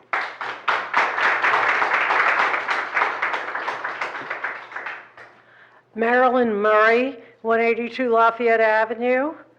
I came here tonight.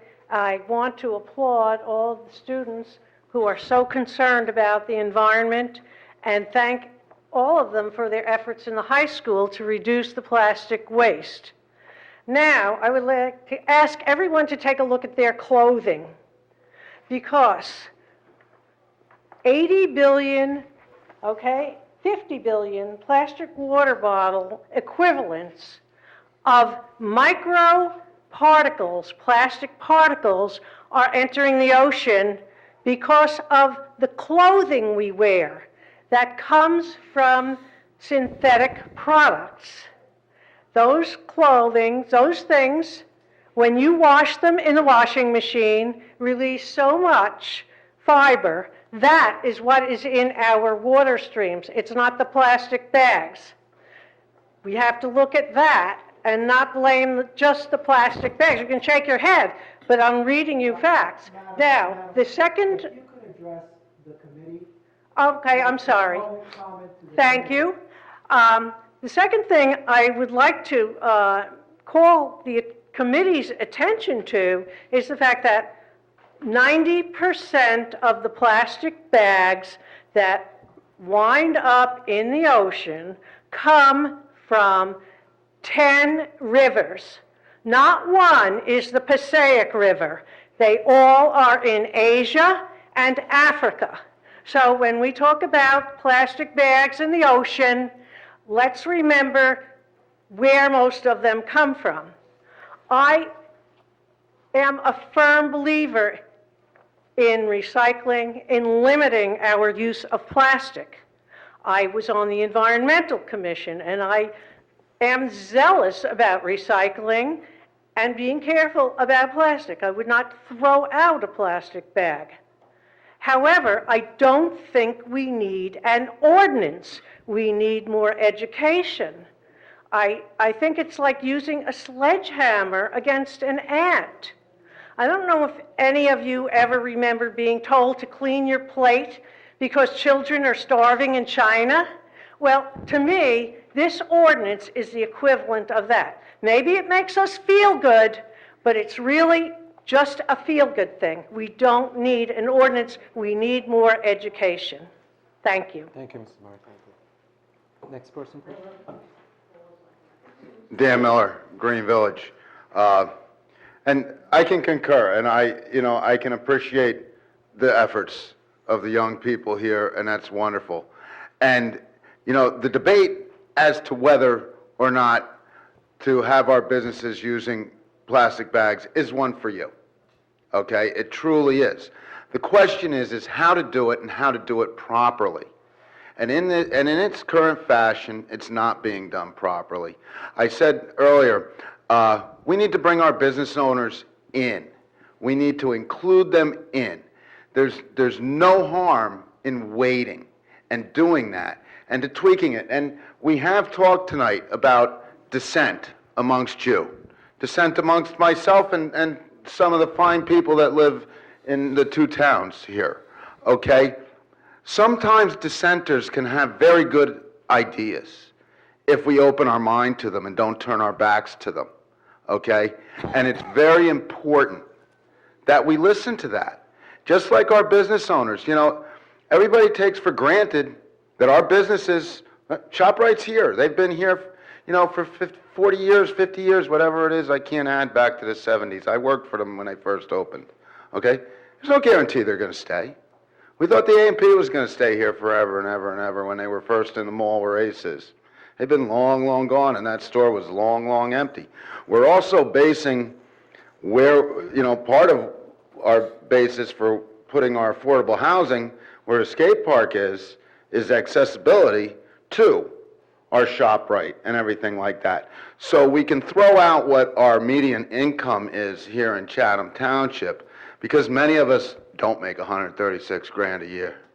I can guarantee you that, okay? And those folks who are going to be living in the affordable housing, I certainly hope aren't making that kind of money, okay? So we need to be mindful of how are we going to accommodate everyone without a financial impact on our seniors, on our people who are a little less fortunate, on our people who are here looking for a hand up, not a hand out, okay? And to pass this in haste tonight without including our business owners, which we know were basically either not contacted or dictated to, is wrong. It's just simply wrong. So, along with robust debate, listen, open your ears, even though you may disagree, and take the time to do things right. We owe it to our youth. We owe it to our youth to show them that it does work and that we just don't jump into things because it feel good, or we don't just jump into things because, well, this one's doing it. If everybody, what did Mom used to say about jumping off the bridge? Right? We don't all need to jump off that same bridge. We need to find out what's going to work for Chatham Township, what's going to work for Chatham Township's businesses. Not just, this is the way it is, like it, or see you later. And that is wrong, wrong, wrong to do. I hope that you consider putting this aside for tonight, bringing in the proper people, listening to them in private, listening to them, presenting them in front of the public so that we can be educated, so that we can all know that our elected officials, not our volunteer boards, which do a very good job, which I've been a member of a number of them, okay? But our elected officials are making the decisions based upon their conferences with the business owners and not just going on secondhand information. We know what happens when you go down the telephone line. One hears one thing, one hears another, and the next one hears another. Why don't you guys hear from the horse's mouths and make a good, informed decision? Doesn't mean you don't have to not implement something. It means that you're doing it in an informed, caring fashion that takes into considerations both sides of the equation. I think you guys are all smart enough to say to yourselves, Miller, that makes a lot of sense. Thank you. Thank you, Mr. Miller. I'm going to address one of the points that you made, but not right now when we get to the committee discussion. Sure. But please, next person. Hello, committee members. Rez Estevez, Southern Boulevard in the Township. I'm an educated, civic-minded, environmental conservation committed person throughout my entire life. I spent 5 years gaining a degree in environmental science from Rutgers, and my focus of study was solid waste management and used water treatment, including this issue of recycling. The draft ordinance should be postponed for a vote. It reads more as a one-sided resolution, a one-sided advocacy piece rather than one that is taking in balanced information. For instance, science, studies, analyses have shown that in the wake of banning plastic shopping bags, the sale of thicker, more environmentally costly plastic bags, garbage bags, increases by over 120%, and that seems to be an average figure. the proposal of, well, let's just switch to paper bags. Well, they have a greater environmental cost. We have to fell trees, transport them, use toxic chemicals to create these bags, and they don't necessarily biodegrade as quickly, as easily as we would expect. Then there's a consideration of, gosh, let's go to cloth bags. Well, they're even yet more environmentally costly, and it takes longer and longer to use these plastic versus paper versus cloth bags. It takes greater and greater and greater numbers of uses and reuses to amortize the environmental cost of producing these to start. So I want to urge the committee to, and I'm touching on notes, that's the risk of going later, that you touch on notes of other speakers. Let's bring in the business community and speak with them. ShopRite very easily put up plastic bag recycling bins. It took 3 phone calls. I know because I was the one who made them, and they were very pleasant and open to it. So there is a more discussion that this merits, and with respect to the schooling, there's also more facts and science to bear, because aside from doing something that makes me feel good, I actually want to do environmental good for this wonderful community in which we live, and thank you to all the neighbors who have spoken.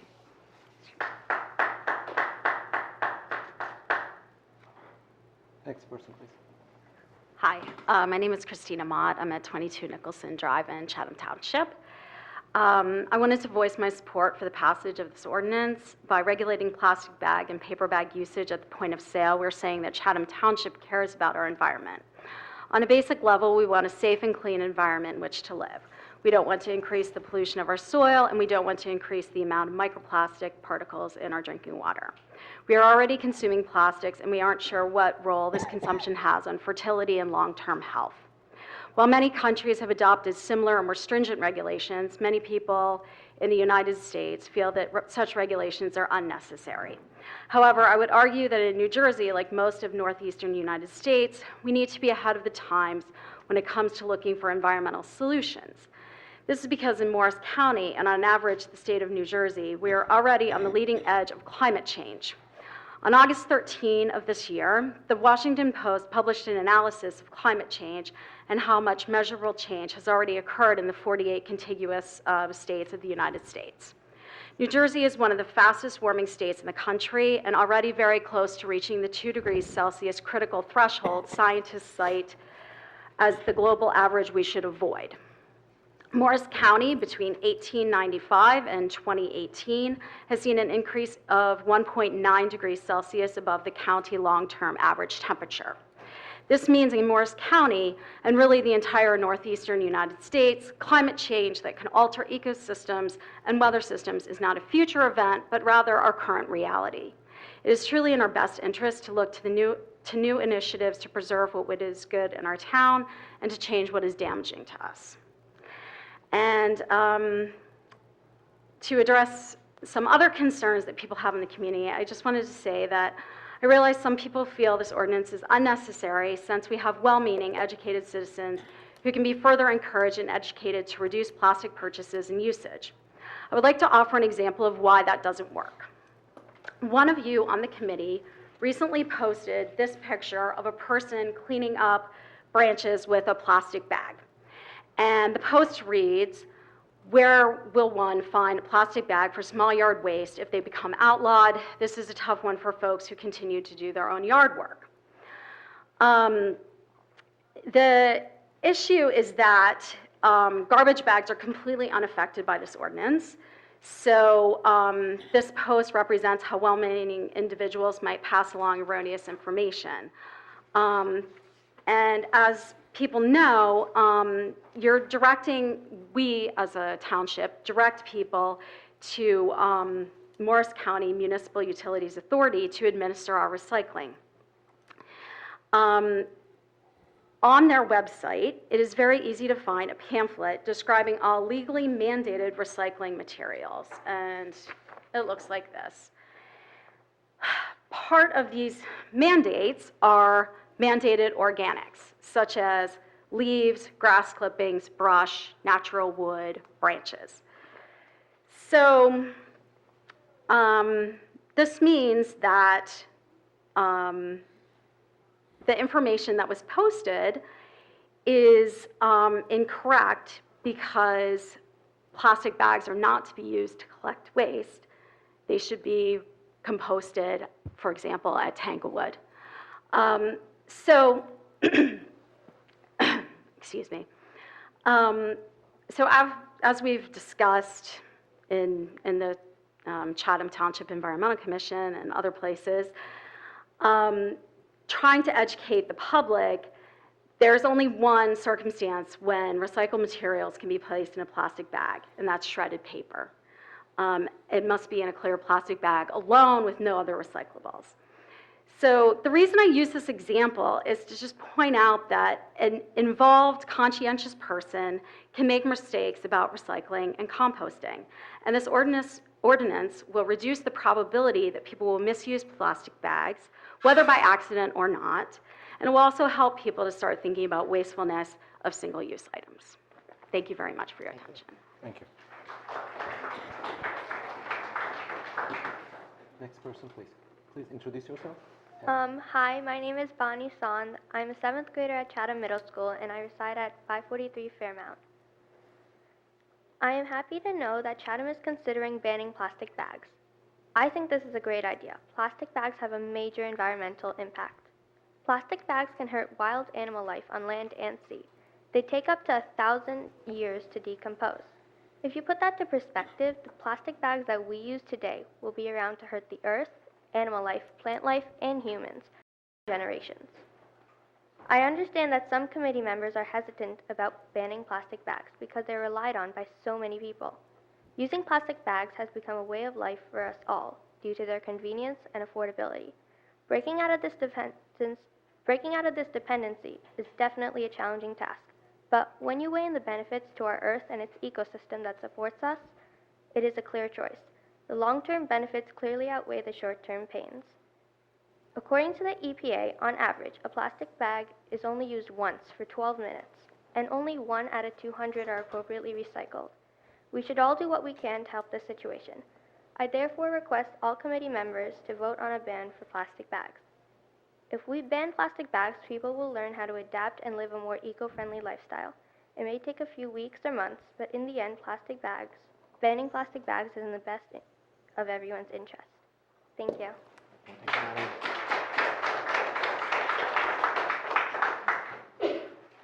Hi, Jessica Romeo, 49 Pine Street.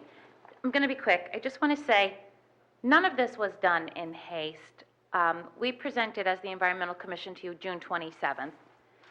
We've been to various meetings speaking. I think you all saw this ordinance early September from Albert and had time to chime in, read it over, weigh in. Then it was discussed again. So, I mean, my point is, this was done with informed and caring fashion. There's been a work group for the past 11 months. On this work group were elected officials from 13 towns. There were mayors, there were deputy mayors, there were township committee or municipal representatives from these different towns, as well as environmental commissioners and just people who care that live in these communities. So none of this was done in haste. None of this was done just by a small group of duplicitous people in a secret room somewhere. This was done with 13 towns. The point of doing that was so that 13 towns in an area could have similar rules in place to avoid any confusion. The other thing is that ShopRite's not going to go out of business. Whole Foods doesn't use plastic bags. Trader Joe's doesn't use plastic bags. Costco doesn't provide bags. These are thriving businesses.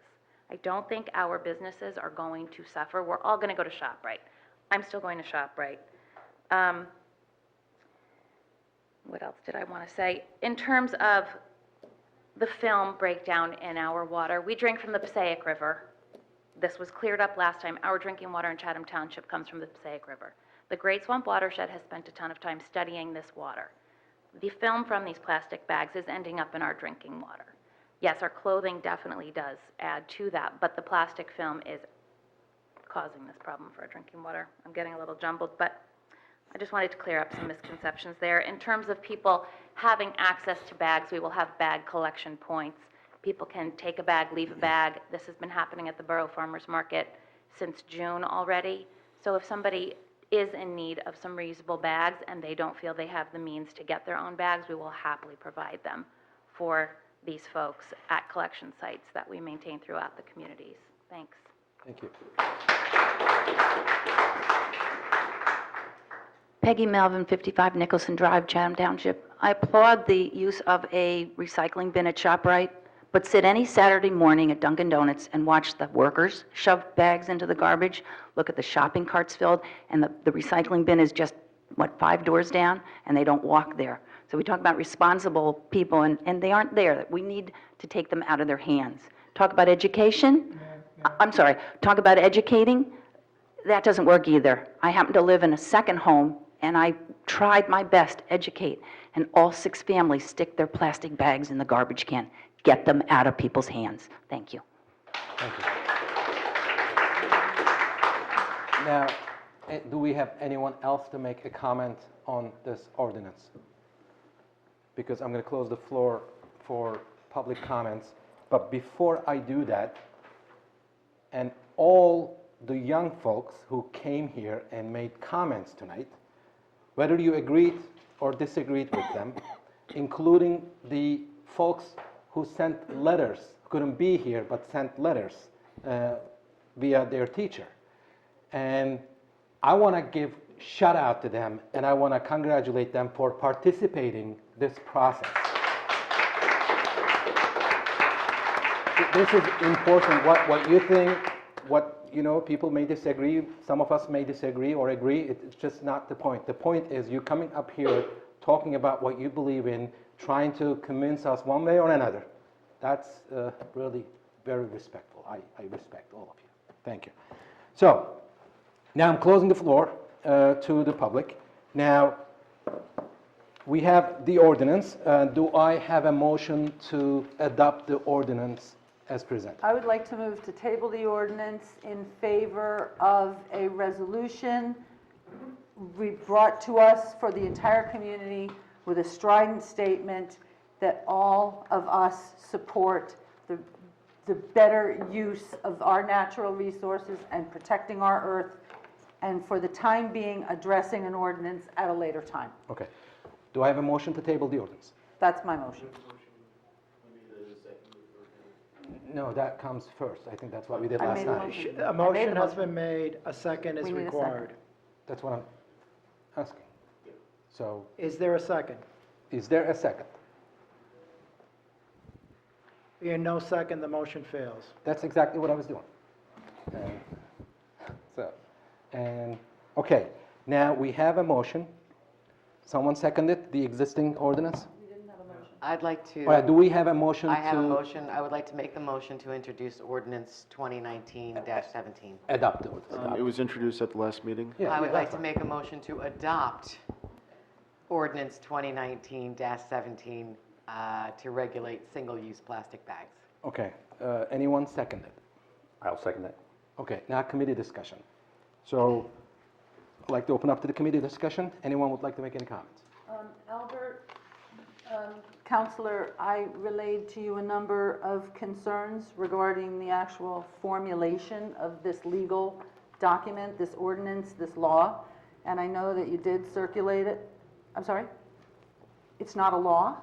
No, please An continue. ordinance is a law. Am I correct Let's in the just- legal definition of the word ordinance? Yes. Thank you, An Counselor. ordinance is the law This of is the the law. municipality. Yep. Thank you so much. It's a law.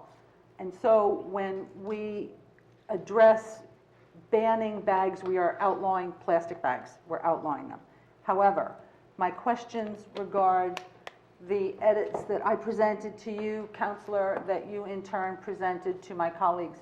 Do we go over these, or do we agree that they're dismissed summarily by my colleagues, or shall we discuss them? Does anybody want to talk about them? Well, as you indicated, I did take the comments that you made.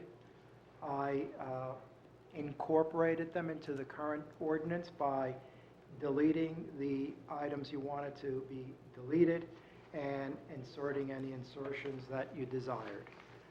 I did circulate that to the committee. You are in discussion. You're free to discuss this however you deem appropriate.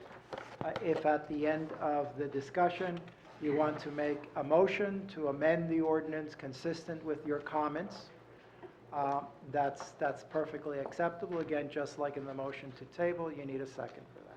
Right. So would you like to go over your comments or amendments and whatever you call them, if you don't mind, so we can discuss it? Maybe committee members may make a comment. Yes, I'm more than happy to, actually. And Albert, we're going to move all of those amendments in one fell swoop, or discuss all of the amendments in one fell swoop? That's what I had recommended, simply because I think, and I don't want to speak for Ms. Schwartz, but I thought they all had a common theme or a common denominator, so it would be appropriate to discuss them at one time and move them at one time. I agree, yes. That's correct. And for the most part, my requests for removing many of the whereas clauses is because either the data is subject to debate or is so particular to communities that are not ours that my desire is to see a piece of legislation forwarded that pertains to our community specifically, as opposed to our appreciation for the environmental impact of improperly disposing of plastic bags. When we move through the whereases that begin the whole ordinance, it reads more like a resolution. It reads more like something that we truly do desire to behavior we wish to abate as opposed to outlaw. But when it comes to some of these items that are subject to debate, or hyperbole, or non-legal pertinence, the fact that 12 million barrels of oil are used annually to produce plastic bags, the U.S. output of barrels of oil is 12 million barrels a day. So we're talking about exchanging a law in our community for 12 million barrels of oil annually. We have 5% or fewer plastic carryout bags are actually recycled, yet the EPA website actually suggests that over 9% of plastic bags are recycled. So I wish to see something non-factual as opposed to You mean something factual? I wish to see something non-factual removed. Okay. That's my point. The placement of plastic bags that Chatham taxpayers currently bear the cost of improper placement in our recycling stream. Mr. Hoffman actually spoke to this a number of meetings ago. Chatham Township taxpayers are not burdened with contamination in our recycling stream because of improper placement. We have not been fined. Our taxpayers are not bearing the burden of fines because of contamination. That's why I would like to see that removed.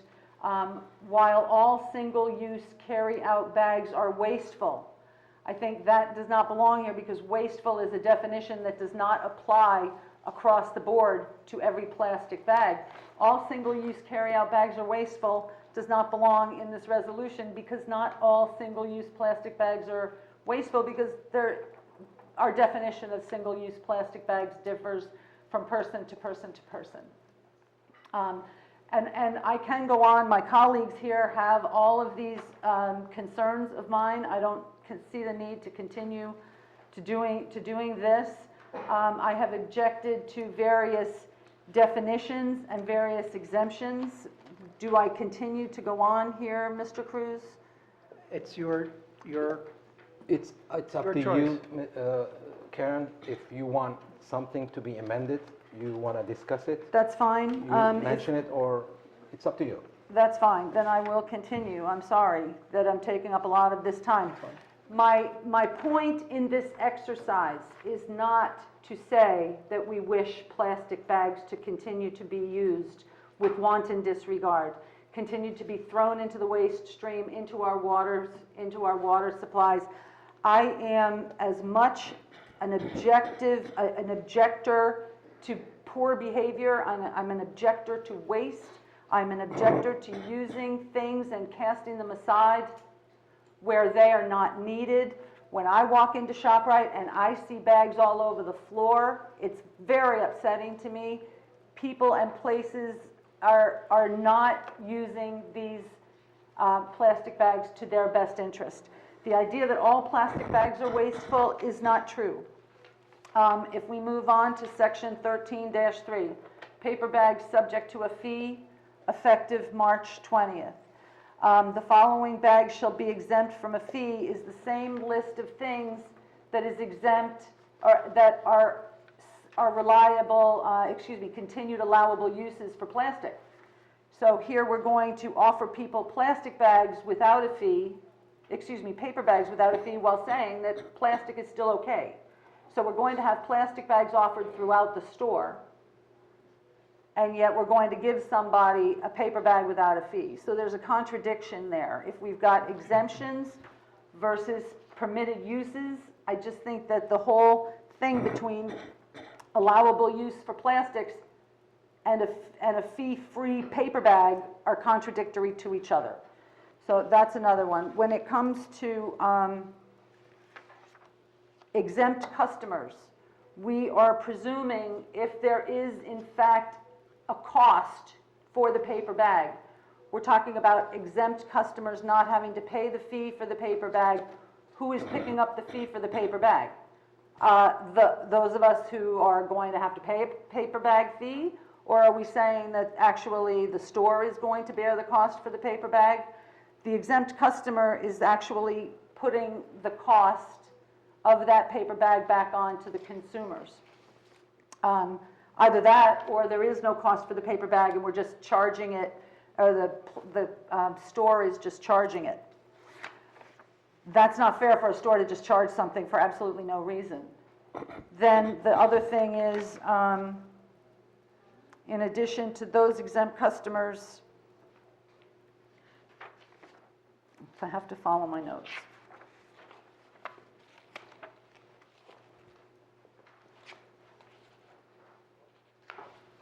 Forgive me.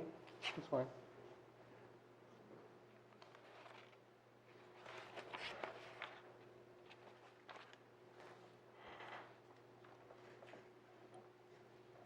Actually, I think I'll just read it when it comes to the exemptions.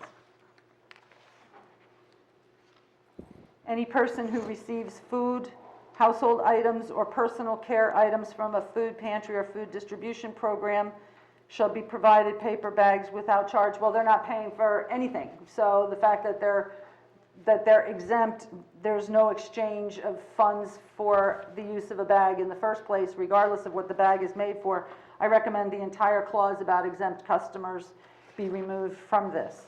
As far as township education, as far as costs to the township, if the township is engaging in purveying reusable bags to the community, this is a cost to the township as a whole. If the township is engaged in education, this is also a cost to the township as a whole. So I recommend that those notions be taken out as well.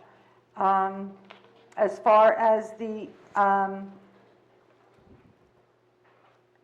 discussion of how this was presented, may I go there, Counselor, or is that going to be subject for a different discussion in terms of the presentation?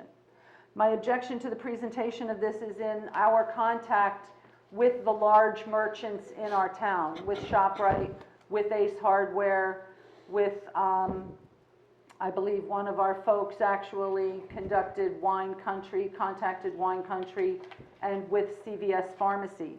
CVS Pharmacy operates hundreds of thousands of stores throughout, including one in Chatham Borough, one in Chatham Township.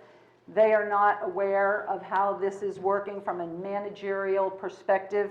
I have spoken to Home Office at Village ShopRites, who owns 40 stores. They are going to have to grapple with 40 separate municipal ordinances for their 40 separate stores. They have stated to me that they were not contacted at the corporate level by Chatham Township. They have stated to me that they are losing store sales in stores where bags have been banned. They know that their customers are going elsewhere. So if you have a ban in one town, they're just going to go to another because they just don't have time to make the judgment and to grapple with bringing bags, et cetera. So we are having an impact, we're having a financial impact on the businesses that serve us. To me, putting this ordinance in place is wrong. To me, we don't need a law.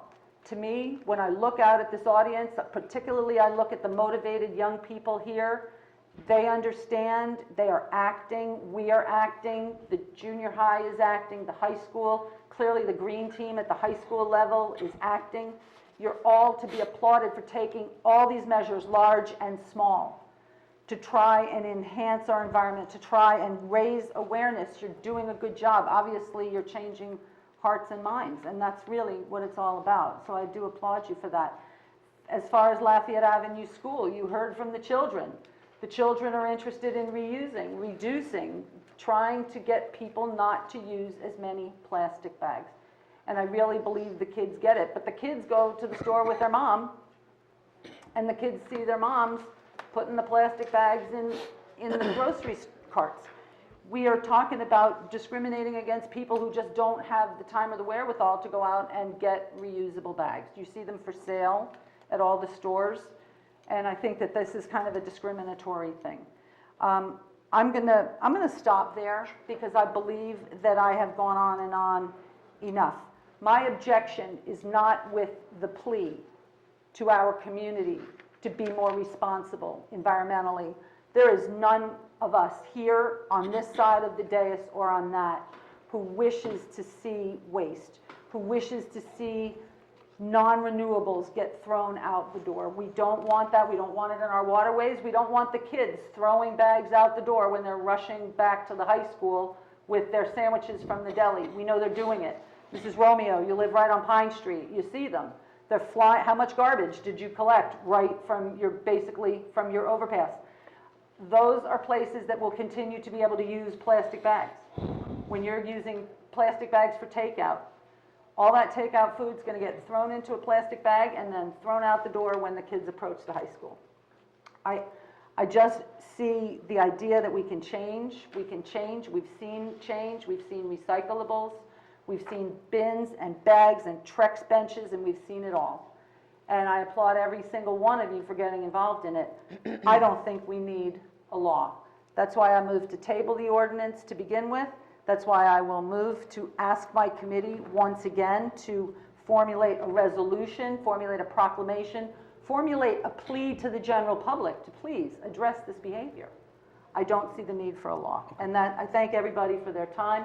I thank you for your cordial understanding, and I thank you for knowing we have to collaborate with our local businesses and the people who are really sincere about making a change. We can do it without enacting a law. Mr. Mayor, if I may just summarize the amendment, and you tell me whether you agree with it or not. On page 1, you would be deleting the 6th, 8th, 9th, 10th, and 11th whereas clause. On page 2, section 3-13.15, you would be leaving the first sentence in, but deleting the remainder of subsection 5. In section 3-13.2, that was more of a clarification regarding what the point of sale is and what would happen at the self-checkout lanes. I don't believe there was a specific request there. Well, actually, I do need to bring that up because with the promulgation of self-checkout, when people are, we don't have any mechanism for addressing this. We don't have any mechanism for the cashier to be able to sit there and negotiate with the store, with the customer, that this plastic bag is necessary, that one's a fee, I'm on food assistance. When you're going to checkout at the self-checkout, can you just grab a bag? Is somebody going to charge you? Or are you going to have to raise your hand and have somebody bring you a bag and charge you for the bag or plea for the exemption? So there you were asking for a point of clarification, but I don't think... I think it's an untenable situation. Then what is your request there? I think To- that goes to- along with my strike that? request, yes. To strike the second sentence of 3-13.2. And that would be the point of sale in such transaction is deemed to be at the retail establishment regardless of where payment is. Perhaps somebody has to go to a bag station and Well, buy bags As before they go to the checkout. typically, a point of sale is the checkout cashier. So that, I think that is a definition that is clear, at least to me, where the point of sale is. So what is your request with respect to that sentence? Well, I don't know if I can make a request because what about self-checkout? There's no mechanism. Again, my experience has been is that there is usually a cashier or a manager at the self-checkout area that is there to attend to the various needs of the customers, whether it's getting a bag, whether it's a misrung item, whether you're inputting it incorrectly. So, again, All right, so we let it go. you're going to let, so there's no amendment to 3-13.2.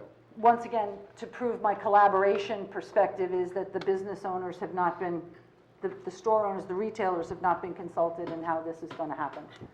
So I don't see how we can actually put an ordinance in place without consulting with them. The next amendment you've requested is in section 3-13.3, and it is deleting everything after the first full paragraph.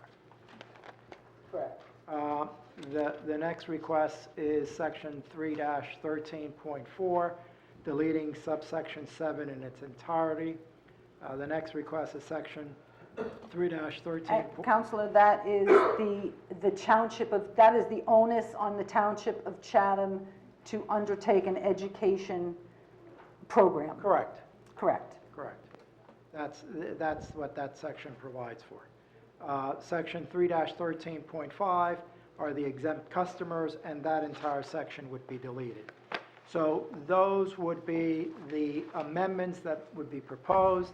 And as I stated before, you would make that motion and to be followed by a second. Can this be taken piecemeal, Counselor? Can you look at one thing and say, please leave that, or take something out? That part of the law doesn't need to be in there? Well, what do you have in Or mind? is this, I don't know. We haven't heard from my colleagues. I've been the Well, only one. you've made the you've got to have, before you can hear from your colleagues, you have to make a motion and have a second so you can have a discussion. All right, I move that these items be considered for deletion. So you're making a motion to amend the ordinance consistent with what I've described. That's what I'm doing, Albert. Okay. Spot on. Excellent. Okay, so you made the motion. Do we have a second? Okay, so Hearing no second, the motion fails. motion failed. The motion that is now on the floor is to continue the discussion regarding the prime motion, which was a motion to introduce the ordinance as, adopt the Adopt. ordinance as presented. As presented. Yep. Okay. Is there any so- discussion on that? Yep. I will address the last, if you don't mind. So if you have any comments. You'd like to go last? I want to go last. I'll go next if. Sure, please. Go ahead. I too would like to compliment everybody who came here tonight, especially the students. I think this is the third public meeting where we've debated this issue. I think our attendance at these three meetings has been higher than at any other meeting this year. This is clearly a topic of significant local interest. I think that the opinions expressed by the audience and by letters to the editor and Facebook posts and all the rest have been overwhelmingly in favor of adopting this ordinance. I'd like to try to emphasize what I see as a common denominator across the board here. Tonight there were basically three people who objected in one way or another, three people from the audience that objected one way or the other to the ordinance.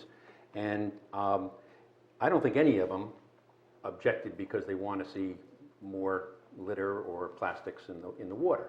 I think they all had particular perspectives where they wanted more education, they wanted more business involvement, they wanted less haste, And those were the key issues that I heard. And I think that that there's large components addressing those concerns in what's been done and in what's been written in this ordinance. And I think if I could point out some of those items, maybe it could go a long way toward satisfying some of the concerns that are out there, that somehow this is, their concerns have not been addressed.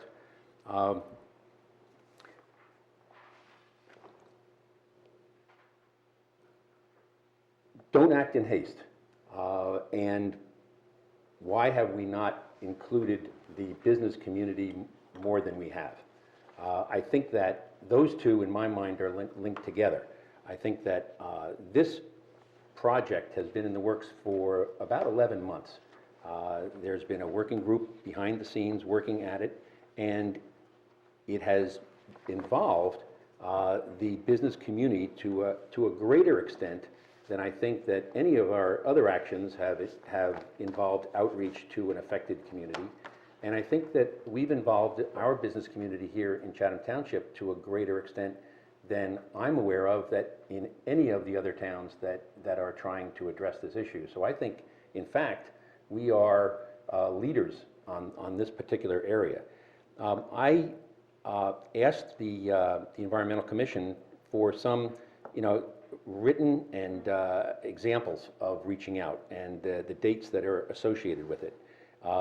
Back in June, on June 14th, we have an email exchange with Susan Forbes, Sustainability Administrator of Consumer and Corporate Communications for Wakefern, the parent company for ShopRite. And in that email, that executive acknowledges receipt of a draft copy of a plastic survey that was ultimately distributed to the business community, and addresses that on her reaction to that. And that was before that survey even went out. That person was included. On August 29th, Amy Rasgoni, who is Corporate Marketing, Events, and Giving Coordinator for Village Wakefern. This is the local Wakefern ownership group in an email dated August 29th, she confirmed discussing the Chatham Township plastic ordinance and said that she was going to pass it on to the corporate, her corporate superiors. Again, on September 14th, the same person, Amy Rasgoni, had multiple phone conversations with members of the Environmental Commission in conjunction with the organization of the Sustainability Fair, which was held on September 14th. Amy Rasgoni was talking about the intent of the booths that were being set up by both the Chatham Borough, Chatham Township Environmental Commission, that the intent was to promote this plastic bag ordinance. She acknowledged that. She agreed on her part to emphasize the produce bags, the small plastic bags, or actually they're net bags. Like mesh. They're mesh net that ShopRite sells.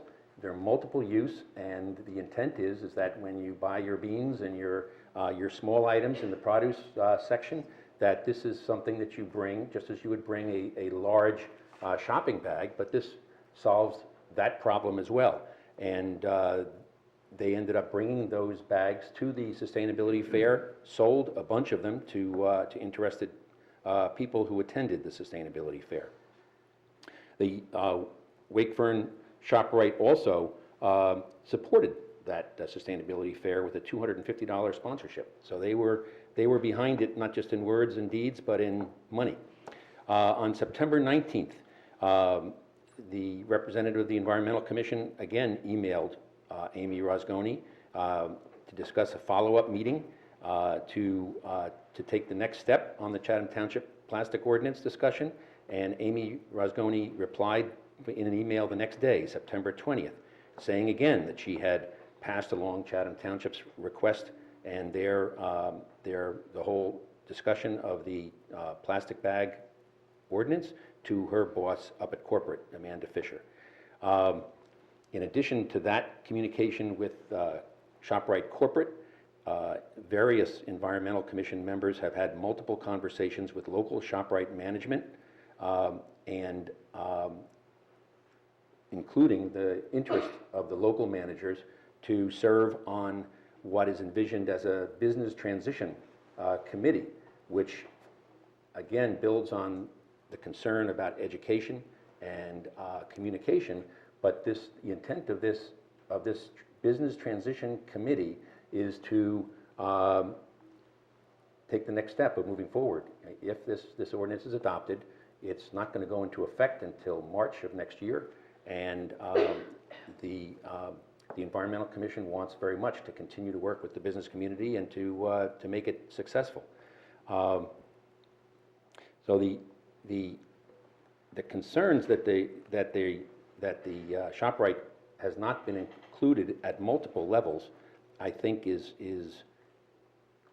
circulating out there, but it is not accurate. The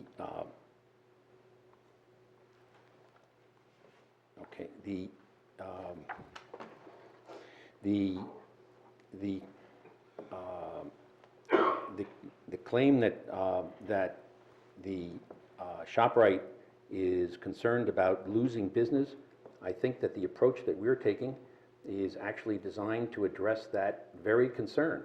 The Environmental Commission, by working really over the last 11 months, has put together a group of a dozen or more local communities, all of which are in the process of either discussing seriously, drafting, or in some cases they're ahead of us in terms of adopting and voting on this ordinance, and they are working to keep all these ordinances as nearly identical as possible so that the business community is not whipsawed by having different ordinances to comply with in different towns.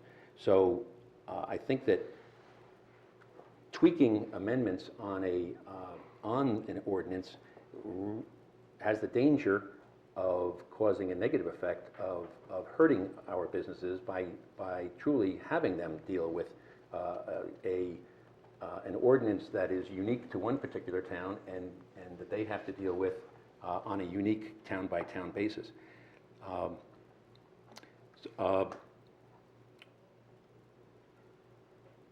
So when you consider the survey that was distributed to local businesses, the delay until March to actually implement the ordinance, the intent for a business transition task force, the fact that the penalties do not fall on individual residents. The penalties apply to the stores, and they only go into effect after a warning.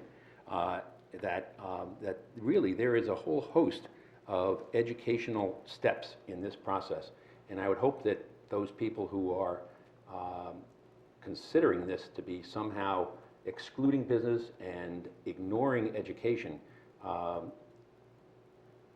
can better appreciate all the work that's gone into that.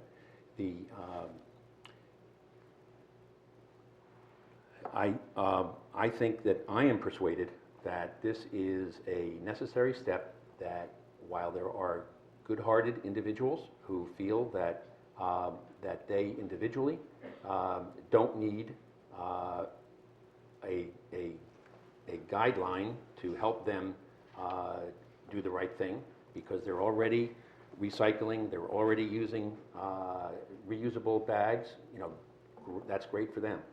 But I know that I went out with the Environmental Commission in spring of last year when we had the cleanup along the Passaic River.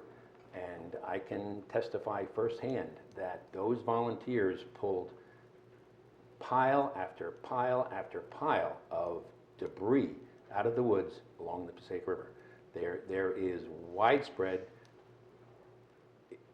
behavior that will be improved by this ordinance. And for us to pretend that even though we all may know individuals that are doing the right thing, I think in all honesty we have to acknowledge that there is evidence, incontrovertible evidence, that too many people are doing the wrong thing.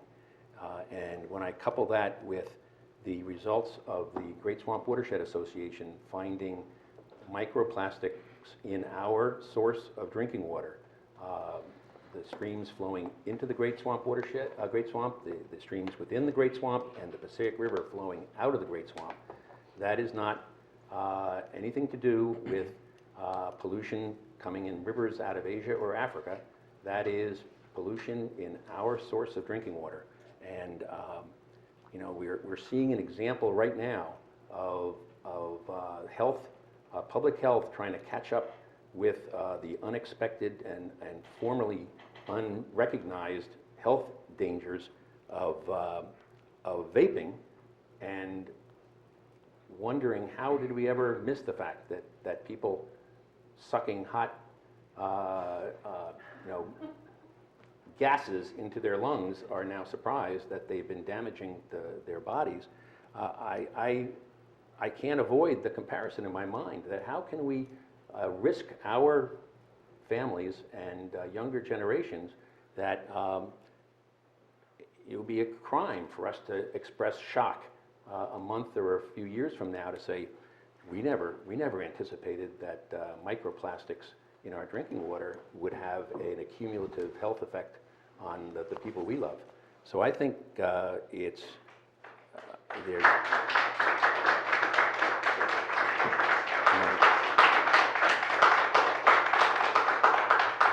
so I guess I would just ask my fellow members of the Township Committee to look at this from the perspective that it's that there's a lot more, I think, that joins us together on this than separates us, and that this is an opportunity for us to join together and vote on this, and then as it moves forward, continue to work to accomplish our particular goals on education and further business involvement and further uniformity and statewide action and all the kinds of things that would be improvements. But the first step is to take this action. Thank you. Thank you. Tracy? Well, I think that was beautifully stated and covered all the bases. I don't know what else I have left to say now. I think that Mike is correct, that we know that there are microplastics in our water. We know that through the great work of the Great Swamp Watershed Association. They're only beginning now to study what the human health impacts are. And we would hate to say that 5 years from now or 10 years from now, we find out that they cause cancer or some sort of disease, and gee, we didn't act when we could. Even though we're Chatham Township, 25% of our land in Chatham Township lies in the Great Swamp.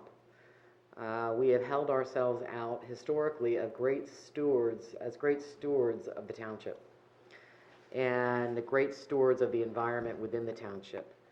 It's consistent with our master plan goals for conservation, which includes promoting environmental restoration or improvement projects, public involvement in protecting critical resources, ensuring greater protection of water resources, including the Great Swamp, through regulatory and educational programs. And this ordinance accomplishes both.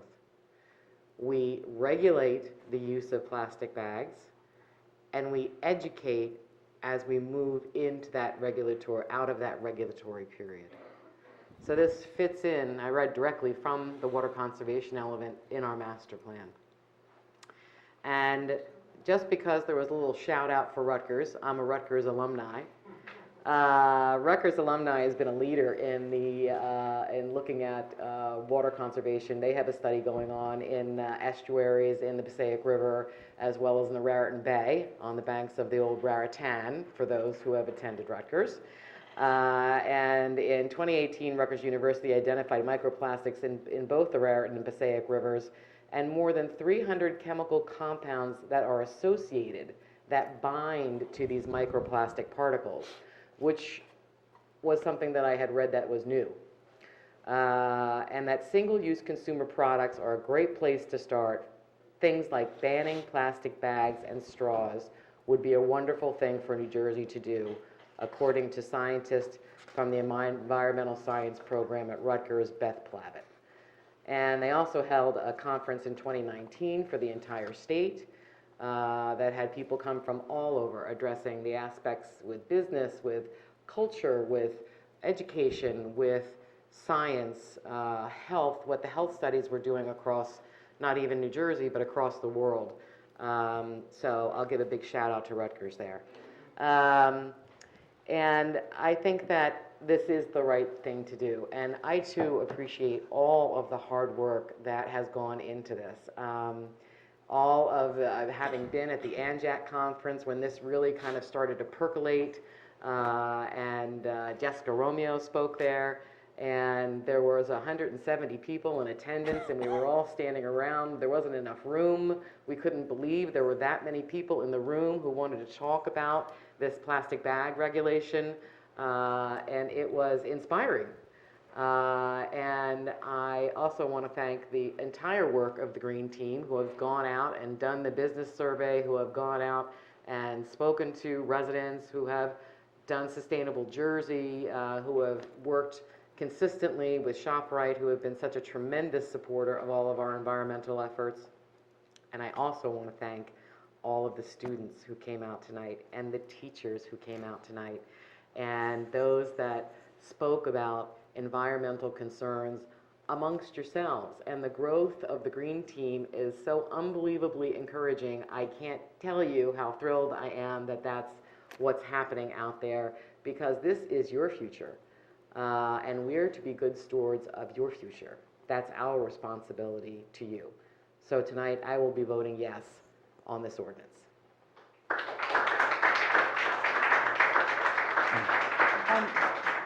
I know you want the last word, Sure. sir.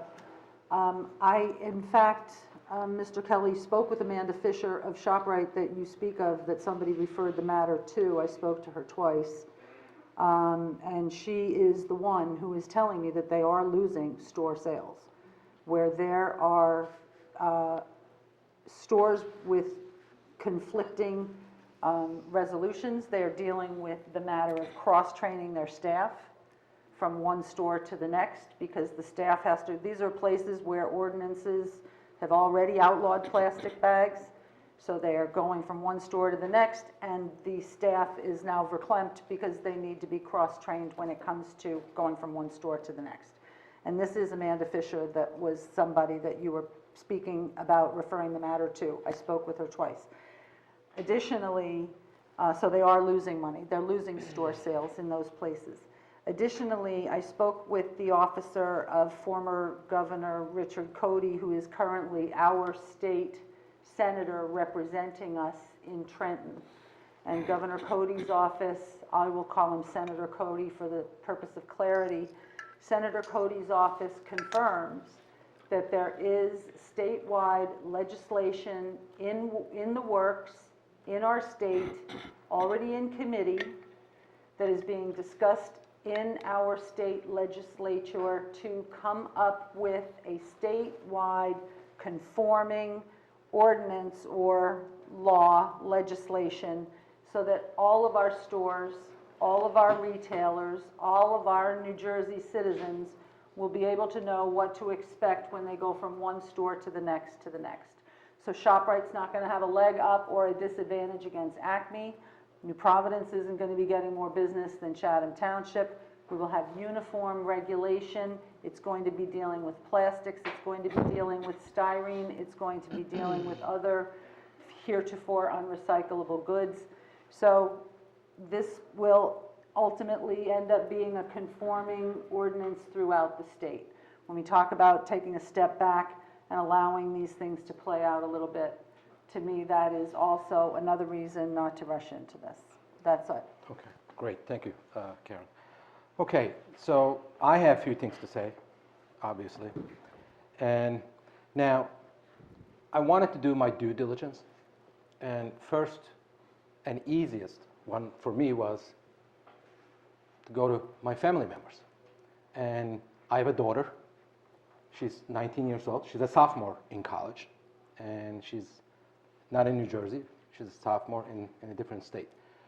And my wife is a business owner, small business owner, and in a different town, but very close to here. And I have a mother, so 3 women. And I asked my daughter first, I said, we're discussing something like this, and what do you think? And she goes, what do I think? Of course you ban it. I said, what do you mean, of course we ban it? We may not ban it. So she goes, oh, we've done it here, and there's nothing in campus. You can't find a plastic anything, and you can't find it even in that city. All right, so she's young, she's 19, and she thinks just like you guys do. And okay, I got my feedback. Then I went to my mother. I said to my mother, look, we're thinking about something like this. What do you think? She goes, it's silly. And what do we use in the bathrooms then?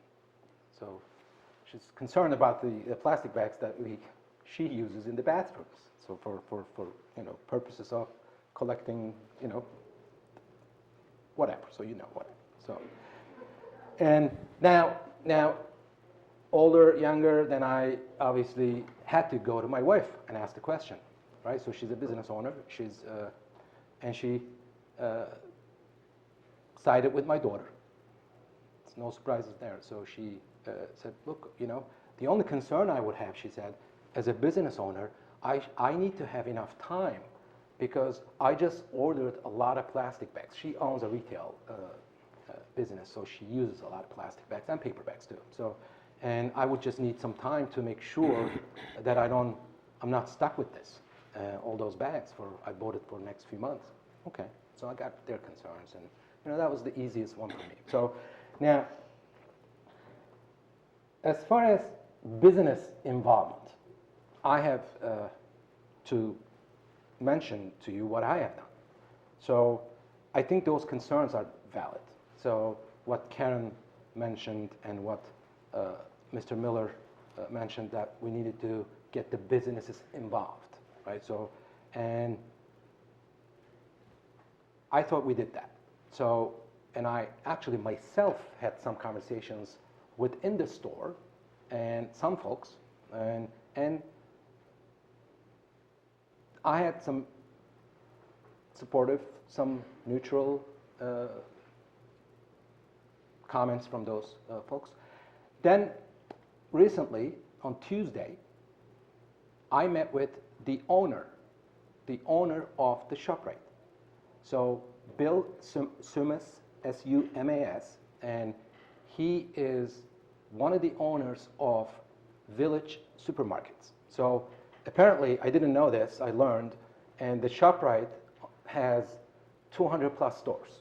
And within those 200 stores, 200 plus, 250 probably, and there are groups, there are families, and several families own those 250 stores.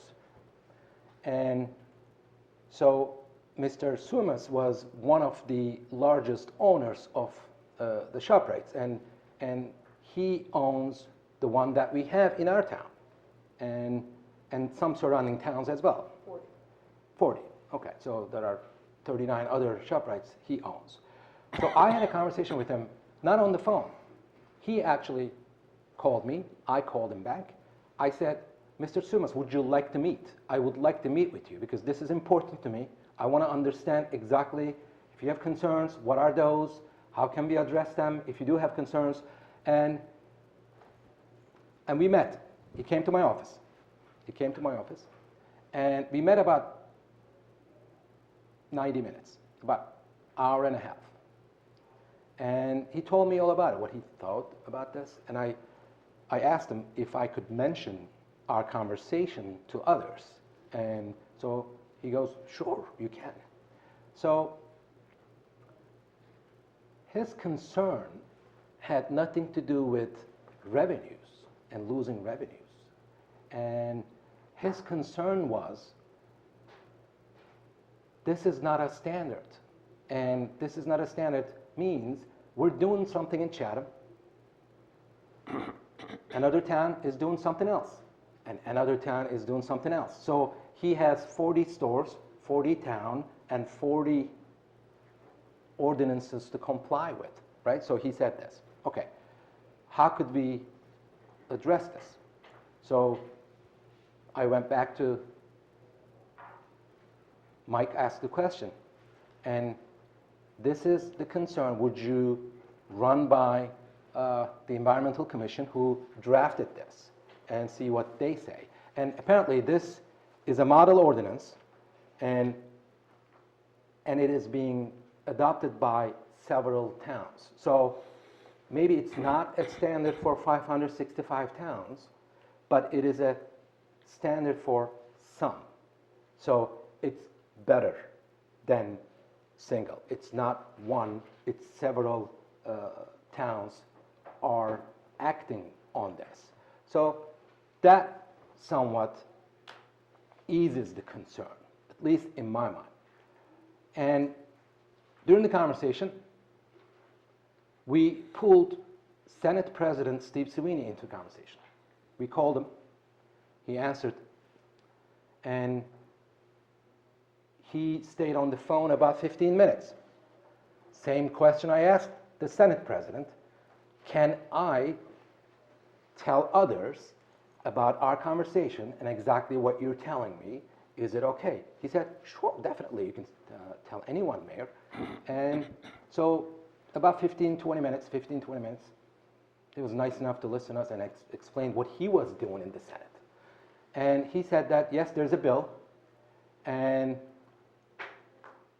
we're going to act on it. So Karen is right 100%, and there's a bill in the Senate, and it will pass the Assembly and Senate hopefully, but we don't know when, because Senate President has a reputation that he delivers what he says, he promises. But do we believe in Trenton? Who believes in Trenton, right? So it's hard to believe Trenton, what they can do, what they don't do, what they do. So we don't know, So that's a concern, but there's a bill out there. It may pass soon, it may not pass soon. It may pass in 2 years, 1 year, or 2 months, who knows. So, but we had this conversation. So, Mr. Sumas, again, mentioned one other, I actually told him, look, you read the resolution, the ordinance, and have your folks read the resolution, and make comments, and let's see if we can do anything, and if they are acceptable to our committee, our Environmental Commission. And I was expecting list of comments, right? So I thought they would make lots and lots of comments on this. They came back, their government relations person, Laura Lee, first name, came back with just one comment. And they wanted to include different bags, so including the plastic, a different type of plastic, but very similar to what they have, but it's thicker. So, and that was the only comment they made. So I also included that into, I think you did, into the revisions. But speaking with my friends at the committee, at the Environmental Commission, plus again consulted with Deputy Mayor, and we sent it to entire committee as part of the revisions. But I understand that it will hurt the very purpose of this standard ordinance that we're trying to implement, adopt. So this wouldn't be a standard anymore if we comply with that. So that was the only concern other than having more than one. So it is untrue that ShopRite was not involved, and he was nice enough, Bill Swimas was nice enough to came to my office and spoke with me for about 90 minutes. So that's that. So one other thing that I wanted to say is that when Karen mentioned paper bag fee, there is fee, there's no fee. So earlier discussions, we had 10 cents per bag that we had in this. So I asked that to be removed because I don't believe controlling prices and telling retail establishments what to do. And as a smart business owner, if it was my business, I wouldn't charge anything. But it would motivate customers to maybe bring your own bags if they have to pay 10 cents, right? So that's, you can think either way. But I don't want to upset my customer when he or she is at the store buying something, he forgot his bag at home. So what happens? He gets 3-4 things, 3-4 bags, like 50 cents he has to pay. I think that's not right. So that's why I persisted that we should remove that, and we did remove it. So that's another comment. And I want to thank everyone, the Environmental Commission, all the folks here again, especially the young folks, one more time. And I want to thank Karen, more than anyone on this committee, for fighting for what he believes in. And that's a great example of our democracy, so how it should work. So she made a lot of comments. She has a lot of comments. She's a fighter. I respect her. And I happen to disagree with her and on this one. And a lot of times I agreed with her in the past as well. So those are my comments. And I will request a vote. Roll call vote, please. Mrs. Ness? Yes. Mrs. Schwartz? On the basis of the fact that I do not think we need to regulate the people of Chatham Township by passing a law, although I applaud the psychology behind the conservation measures and the environmental concerns, I am voting no on the law. Deputy Mayor Kelly? Yes. Mayor Slin? Yes. Motion passes.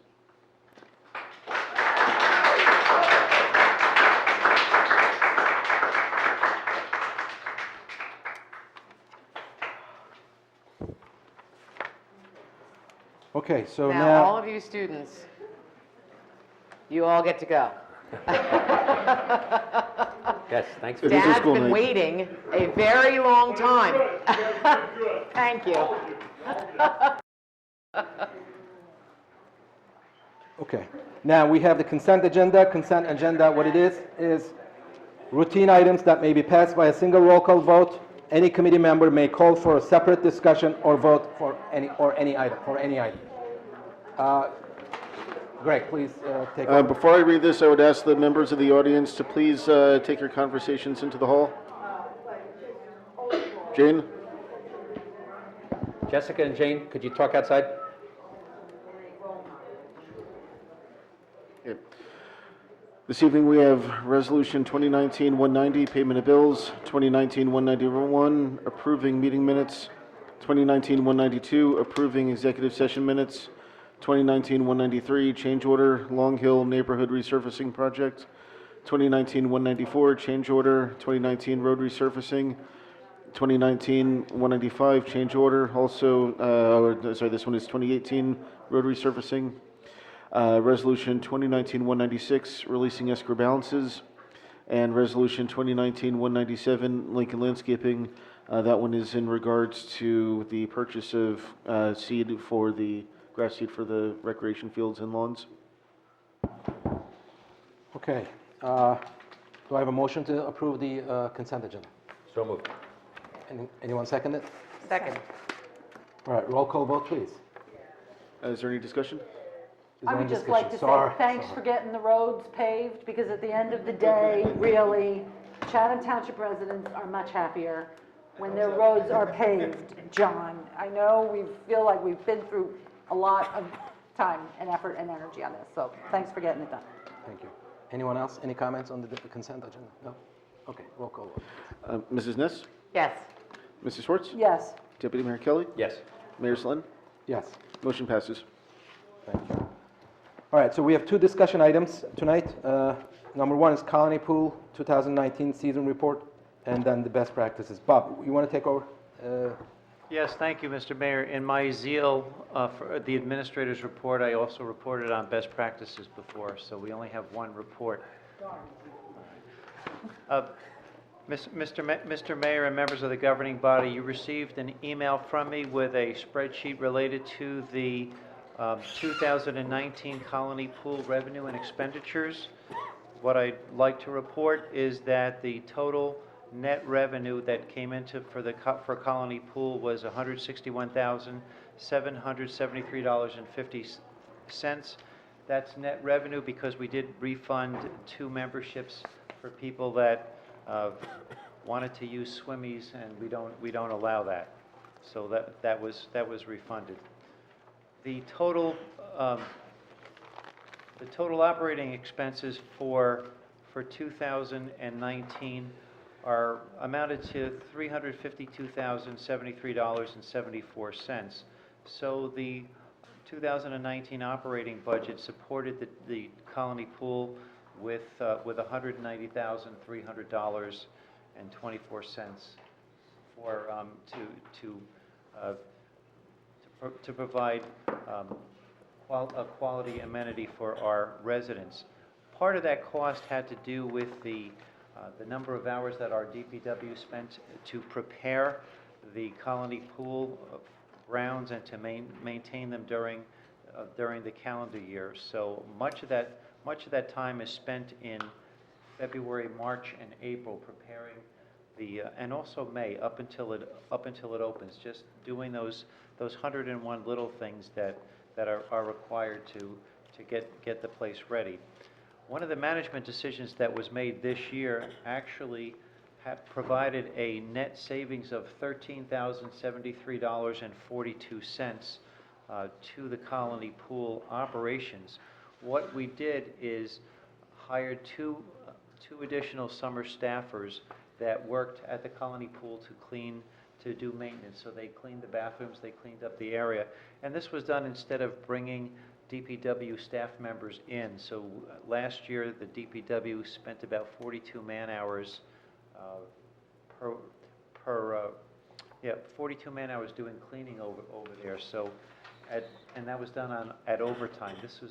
So this year we just used summer staff at basically a little over minimum wage, and that helped to reduce costs, but it also helped to keep the facility cleaner because we had people there during regular hours that we weren't bringing DPW in on overtime.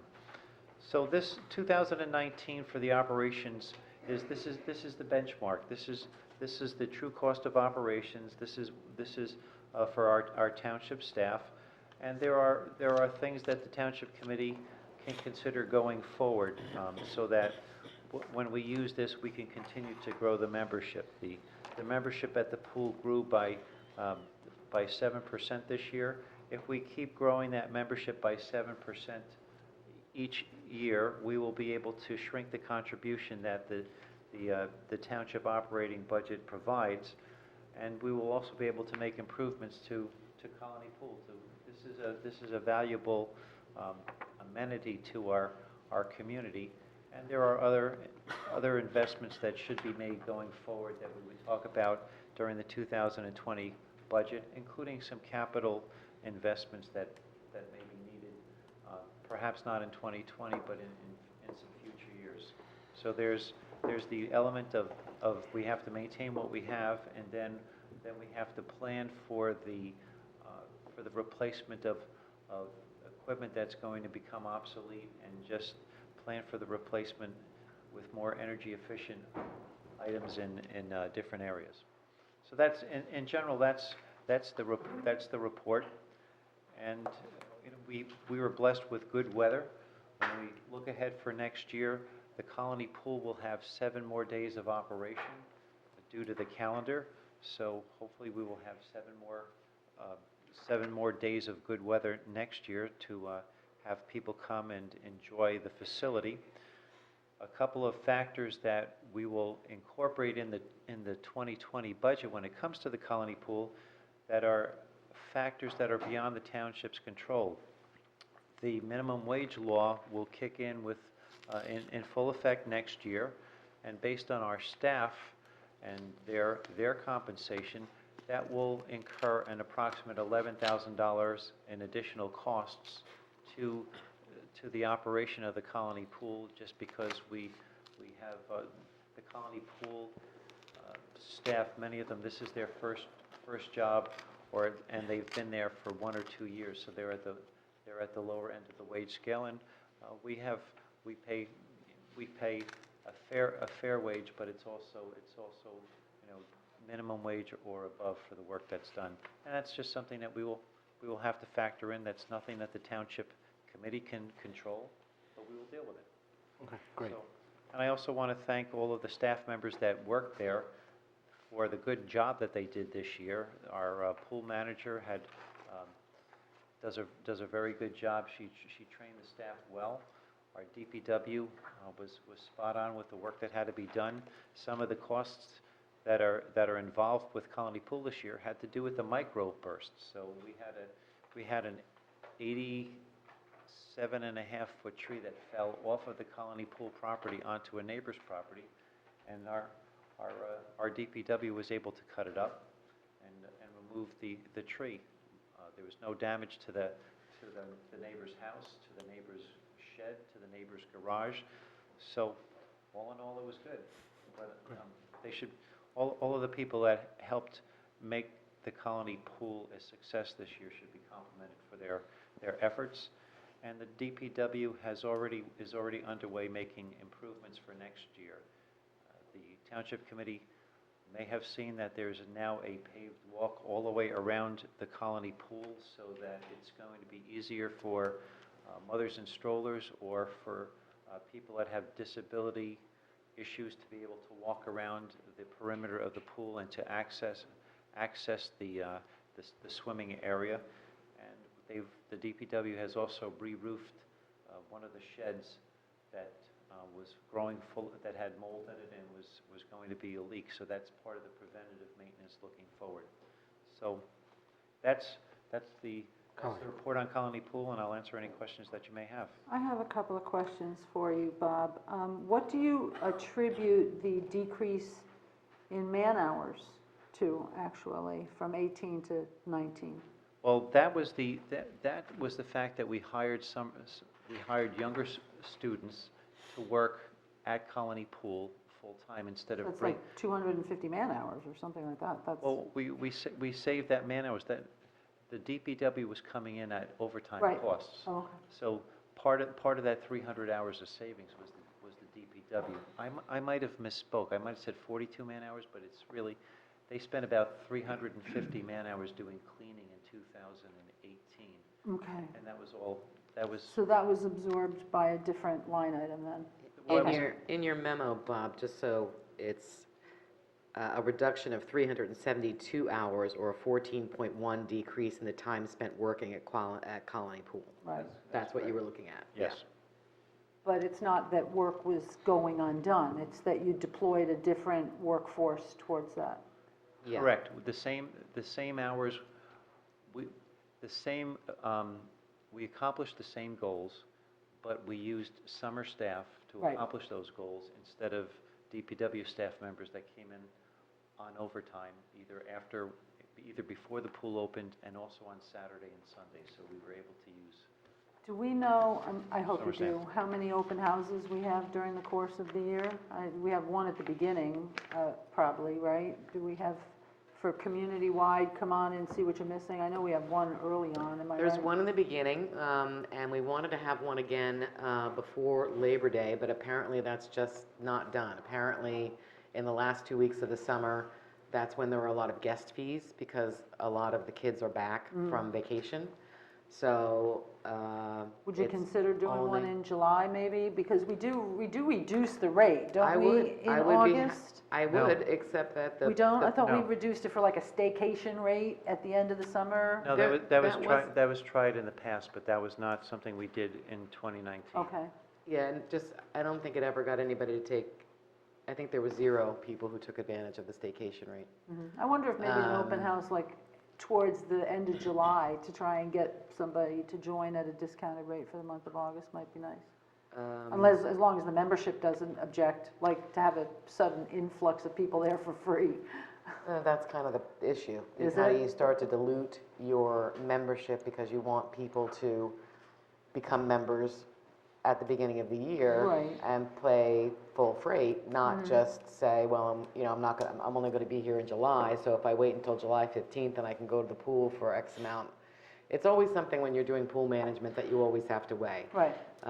Because it definitely dilutes from your revenue.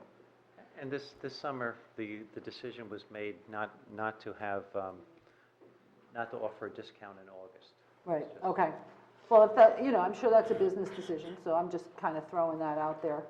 Now, as far as the meat house, did they agree to come back, or do they have that up in the air so far? Or are we gonna be inviting other people to show? No, we would like the Meat House to come back. The feedback that we received from the folks that used the Meat House was that the food was very good. We liked it. Yeah. The township engineer and I liked it when we went there before township committee meetings, and Well, yeah, they'll probably be grappling with the minimum wage increase as well, so I guess we could expect that their costs will be going up too. well, we'll see, but I will have conversations with the owner of the Meat House, and we would like to have them back. We need, the conversation will be occurring soon because the DPW is actually over there cleaning up the building. They're doing a second round of degreasing there of the kitchen area, and it looks really good. Okay, thank you. I just wanted to thank Bob for, this is like the mystery of Al Capone's vault. We have been asking, and committee members and various iteration of committee members have been asking, what does it cost us to run Colony Pool? And now we finally know. So it gives us a benchmark, as Bob said, to go forward and lessen that gap. Pools often are not moneymakers. The ancillary programs to pools are camps, tennis programs, other services that are run through the pool. Those are the things that kind of bring revenue in. And it's rare to, kind of somewhat rare that they're actually money makers as pools themselves, especially a pool like Colony Pool, which is a hybrid. It's not truly dark water, it's spring-fed water, but it is a sand bottom. Some people like that, some people don't. It's a small facility.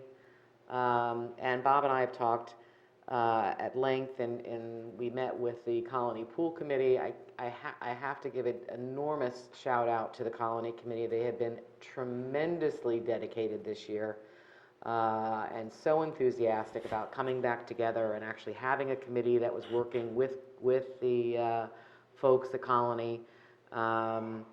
I wasn't particularly thrilled about planting flowers, but it did save us $5,000 in landscaping costs.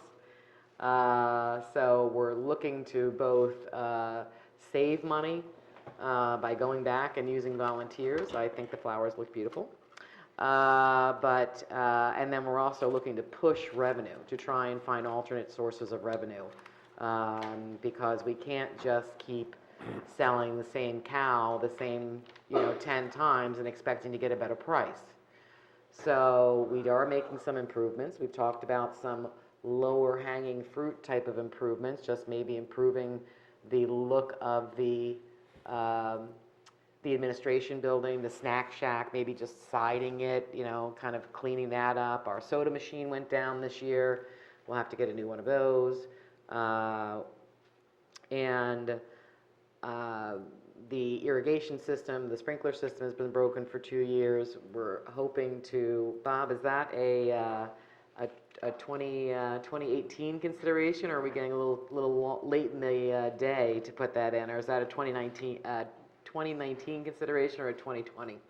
It's 2019. We've attempted to get 3 quotes. We have 2 written quotes. One of them looks good. The Superintendent of Public Works and I are going to review that quote. We're going to talk to the owner of the company and see if it can be done before November. Be still my heart. Only if we get it done.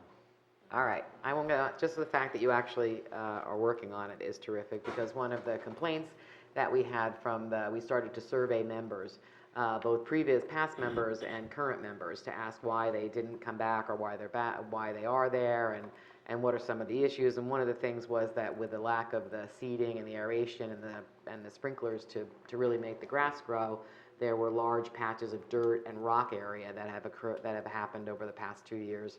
So that was a complaint. Another thing that people wanted to look at was, at some point in time, the sand in the pool was switched over to a lower quality sand. And the water quality is important for people. And we used to have, apparently, very clear water. And it's spring fed. It is clear water. And the sand that has been used, I guess, in the past 5 or 6 years has been of a lesser quality from a cost savings perspective, but it also makes it very silty. So that was a comment from the survey as well.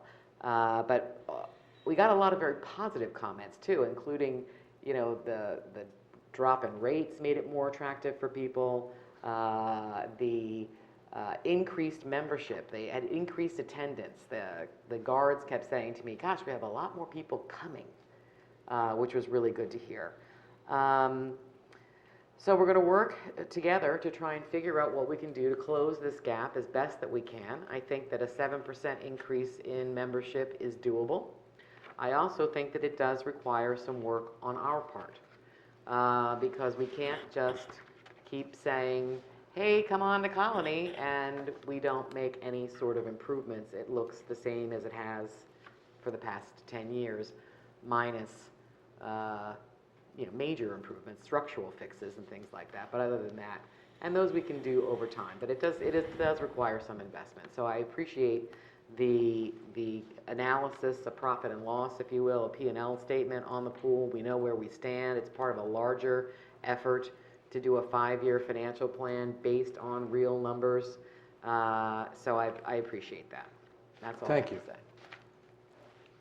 Next item, please. You have. That's it, Mr. Mayor. Oh, that. Thank you. Okay. All right. So now we have this hearing of citizens. And please come up to the microphone and introduce yourself. Dan Miller, Green Village. I wanted to address the Kirby property again.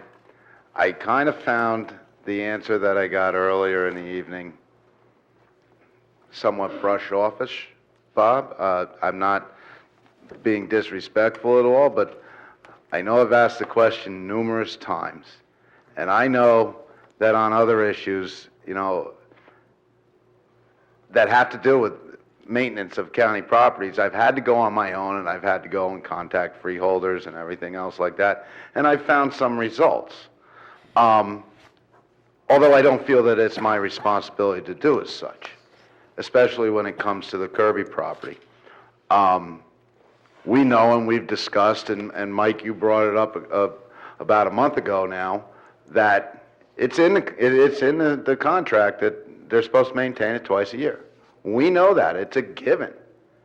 So why, to continue for the entire summer now to get no answer and no response, I feel is disrespectful to the township. Okay, not just to Dan Miller, to Chatham Township on a whole, because as I said before, that debt's not even paid off yet. And we contributed a considerable amount of money towards the Kirby property in particular. And we're not getting back what's written in the agreement, and so, we need to put some teeth in our enforcement there, I think. And this summer especially, it was especially dry. I know, like I said in the past, sometimes, it does get wet back there and you can't always do what you got to do. But this summer, it certainly didn't reflect that. and there's been nothing done over there, and nobody can use it, okay? I would like to get a good answer on that. Along with some other properties that we reviewed, Mr. Hoffman, John, you know, we stood at the properties on either side of the Green Village Post Office, and we also stood there in the area where there's no parking signs pointing both these ways, but yet everybody parks there. And one of the reasons why everybody's parking there is, you know, because the properties that are owned, okay, by the government are overgrown and not maintained, okay? Once again, you know, nobody upholding, you know, what's right for Chatham Township, because we just say, well, the county, it's the county's problem, and, you know, there's nothing we can do about it. Well, if anybody should be able to do something about it, it should be intergovernmental, don't you think? You know, and I think we as residents deserve better than month after month after month of I'm waiting for an email to come back. Okay? So please take heed in that and try to get something done. Can I make a suggestion? Yes. Maybe you could help. Can we do like a letter campaign or something to county to help them? I mean, I'm ready to write the first letter. I don't think we need to do that, Typhoon, to be honest with you, because it's in the contract. I mean, the execution is an issue, I think. It's the execution. It's the willingness, to be honest with you, it's the willingness of Dave Helmer to get his department to go out there and take care of it, okay? And one of the reasons, and now I'm getting a little upset, and I'll tell you why. One of the reasons that nobody wants to press the county is because we don't want to upset God Almighty Dave Helmer, because if we upset Dave Helmer, we might not get the next buck for the next piece of property. And quite frankly, that's offensive, all right? And so it's time that, you know, one thing shouldn't affect the other. You know, we shouldn't be worried about, you know, having people, you know, uphold what they're supposed to uphold because we're afraid of not getting the next grant. Okay? That's one thing. The other thing is I have brought up numerous times, and I know, Mr. Hoffman, you were working on this, but there's many facets to it. The differences between the Seward community here in Chatham Township and the non-Seward or on-septic community, okay, and what we're paying administratively, okay? Now, and, you know, we brought up some of the things, you know, just with the collection of fees at one point. But what we didn't bring up is how much time are you, as a salaried employee, Mr. Hoffman, for instance, putting into the sewer authority, and that money's coming out of the general pool because your salary's paid by all of us, you know? Is it separated out, you know? And if it's not, why is it not? Because, you know, those of us who are on septic systems here in Chatham Township have gone to tremendous expense and to tremendous destruction of our property, you know? Right around Green Village. Take a look at the mounds, okay? They come at a tremendous cost. And they also come at a tremendous destruction of property, okay? And we lay that money out up front, okay? We don't pay it quarter to quarter, month to month, whatever. We've had to get mortgages. We've had to do all these things so that we could properly comply with the septic things. And for us to also be subsidizing in any way the Seward community is simply wrong. Whether it be through, you know, time spent on salaries, you know, and all that kind of thing. It shouldn't be coming out of our tax dollar, okay? We don't benefit from it one bit, and as a matter of fact, you charge me a license fee. Okay, so I'd like to know what that breakdown is, and I'd like to know when we are going to be credited back in our tax bills for that time spent. Thank you, Dan. Next person, please. Hello, committee. Rez Estevez, Southern Boulevard in the Township. Going back to the developer fee, the proposed 1,500 cubic feet in the proposed ordinance, I did a little math with an online calculator, and at 8-foot ceilings, that's about 188 square feet, which is to say that the threshold for imposing this development fee on home renovations is very, very low. That is a very large and punitive increase in taxes, effectively, on township residents. Couple that on top of the fact that this affordable housing behemoth threatens to consume the entire township with unwelcome heavy-duty urbanization through multifamily dwelling without much regard of the other considerations in the township, such as paying bills for infrastructure and services and schools and all those things that go along with people moving into the township. It ignores the zoning that manages the sizes and populations into the township on which these budgets are based. So this punitive development fee really is something that will need to be discussed and examined in close measure at the next hearing, because the threshold for it is actually rather low.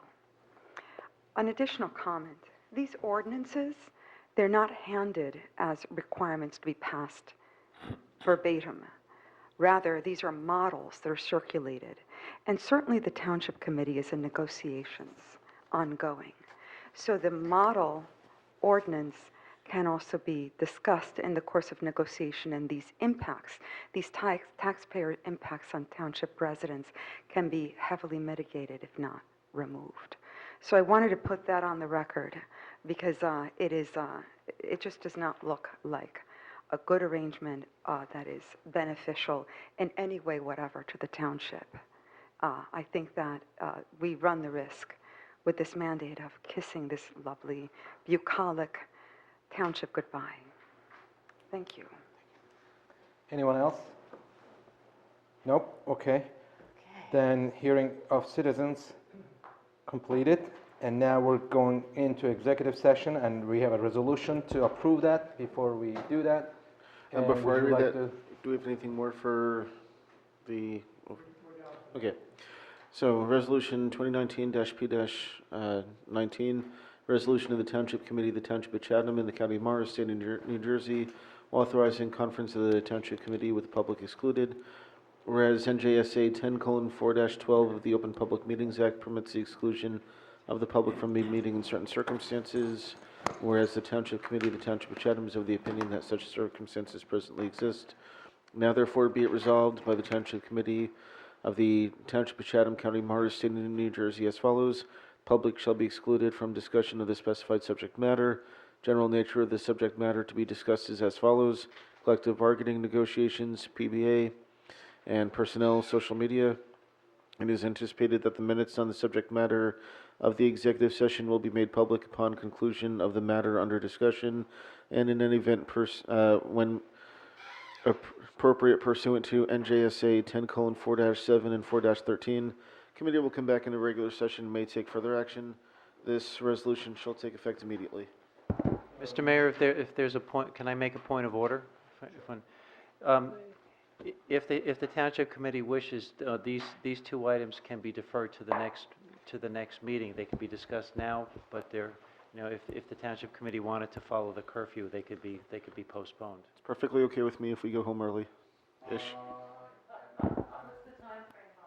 I think our curfew is 11 o'clock. Well, yeah, we're not supposed to consider new material after 11 p.m. and...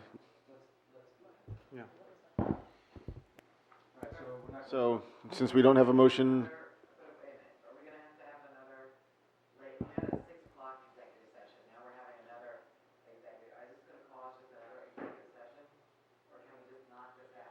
Given the hour... It's up to the Township Committee. I do not anticipate another executive session starting at 6 o'clock at the next meeting, if that's what it means.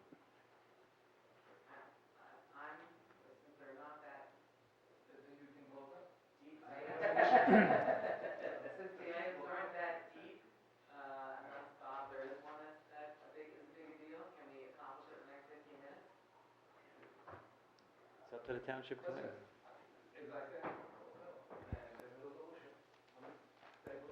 Well, we haven't, I don't think you've had a motion. we have not had a motion. You can have a motion to do this, or we can have a motion to adjourn. Do I have a motion to adjourn? So moved. Second. All in favor? Aye. Aye. Done in 15 minutes. That's how it works.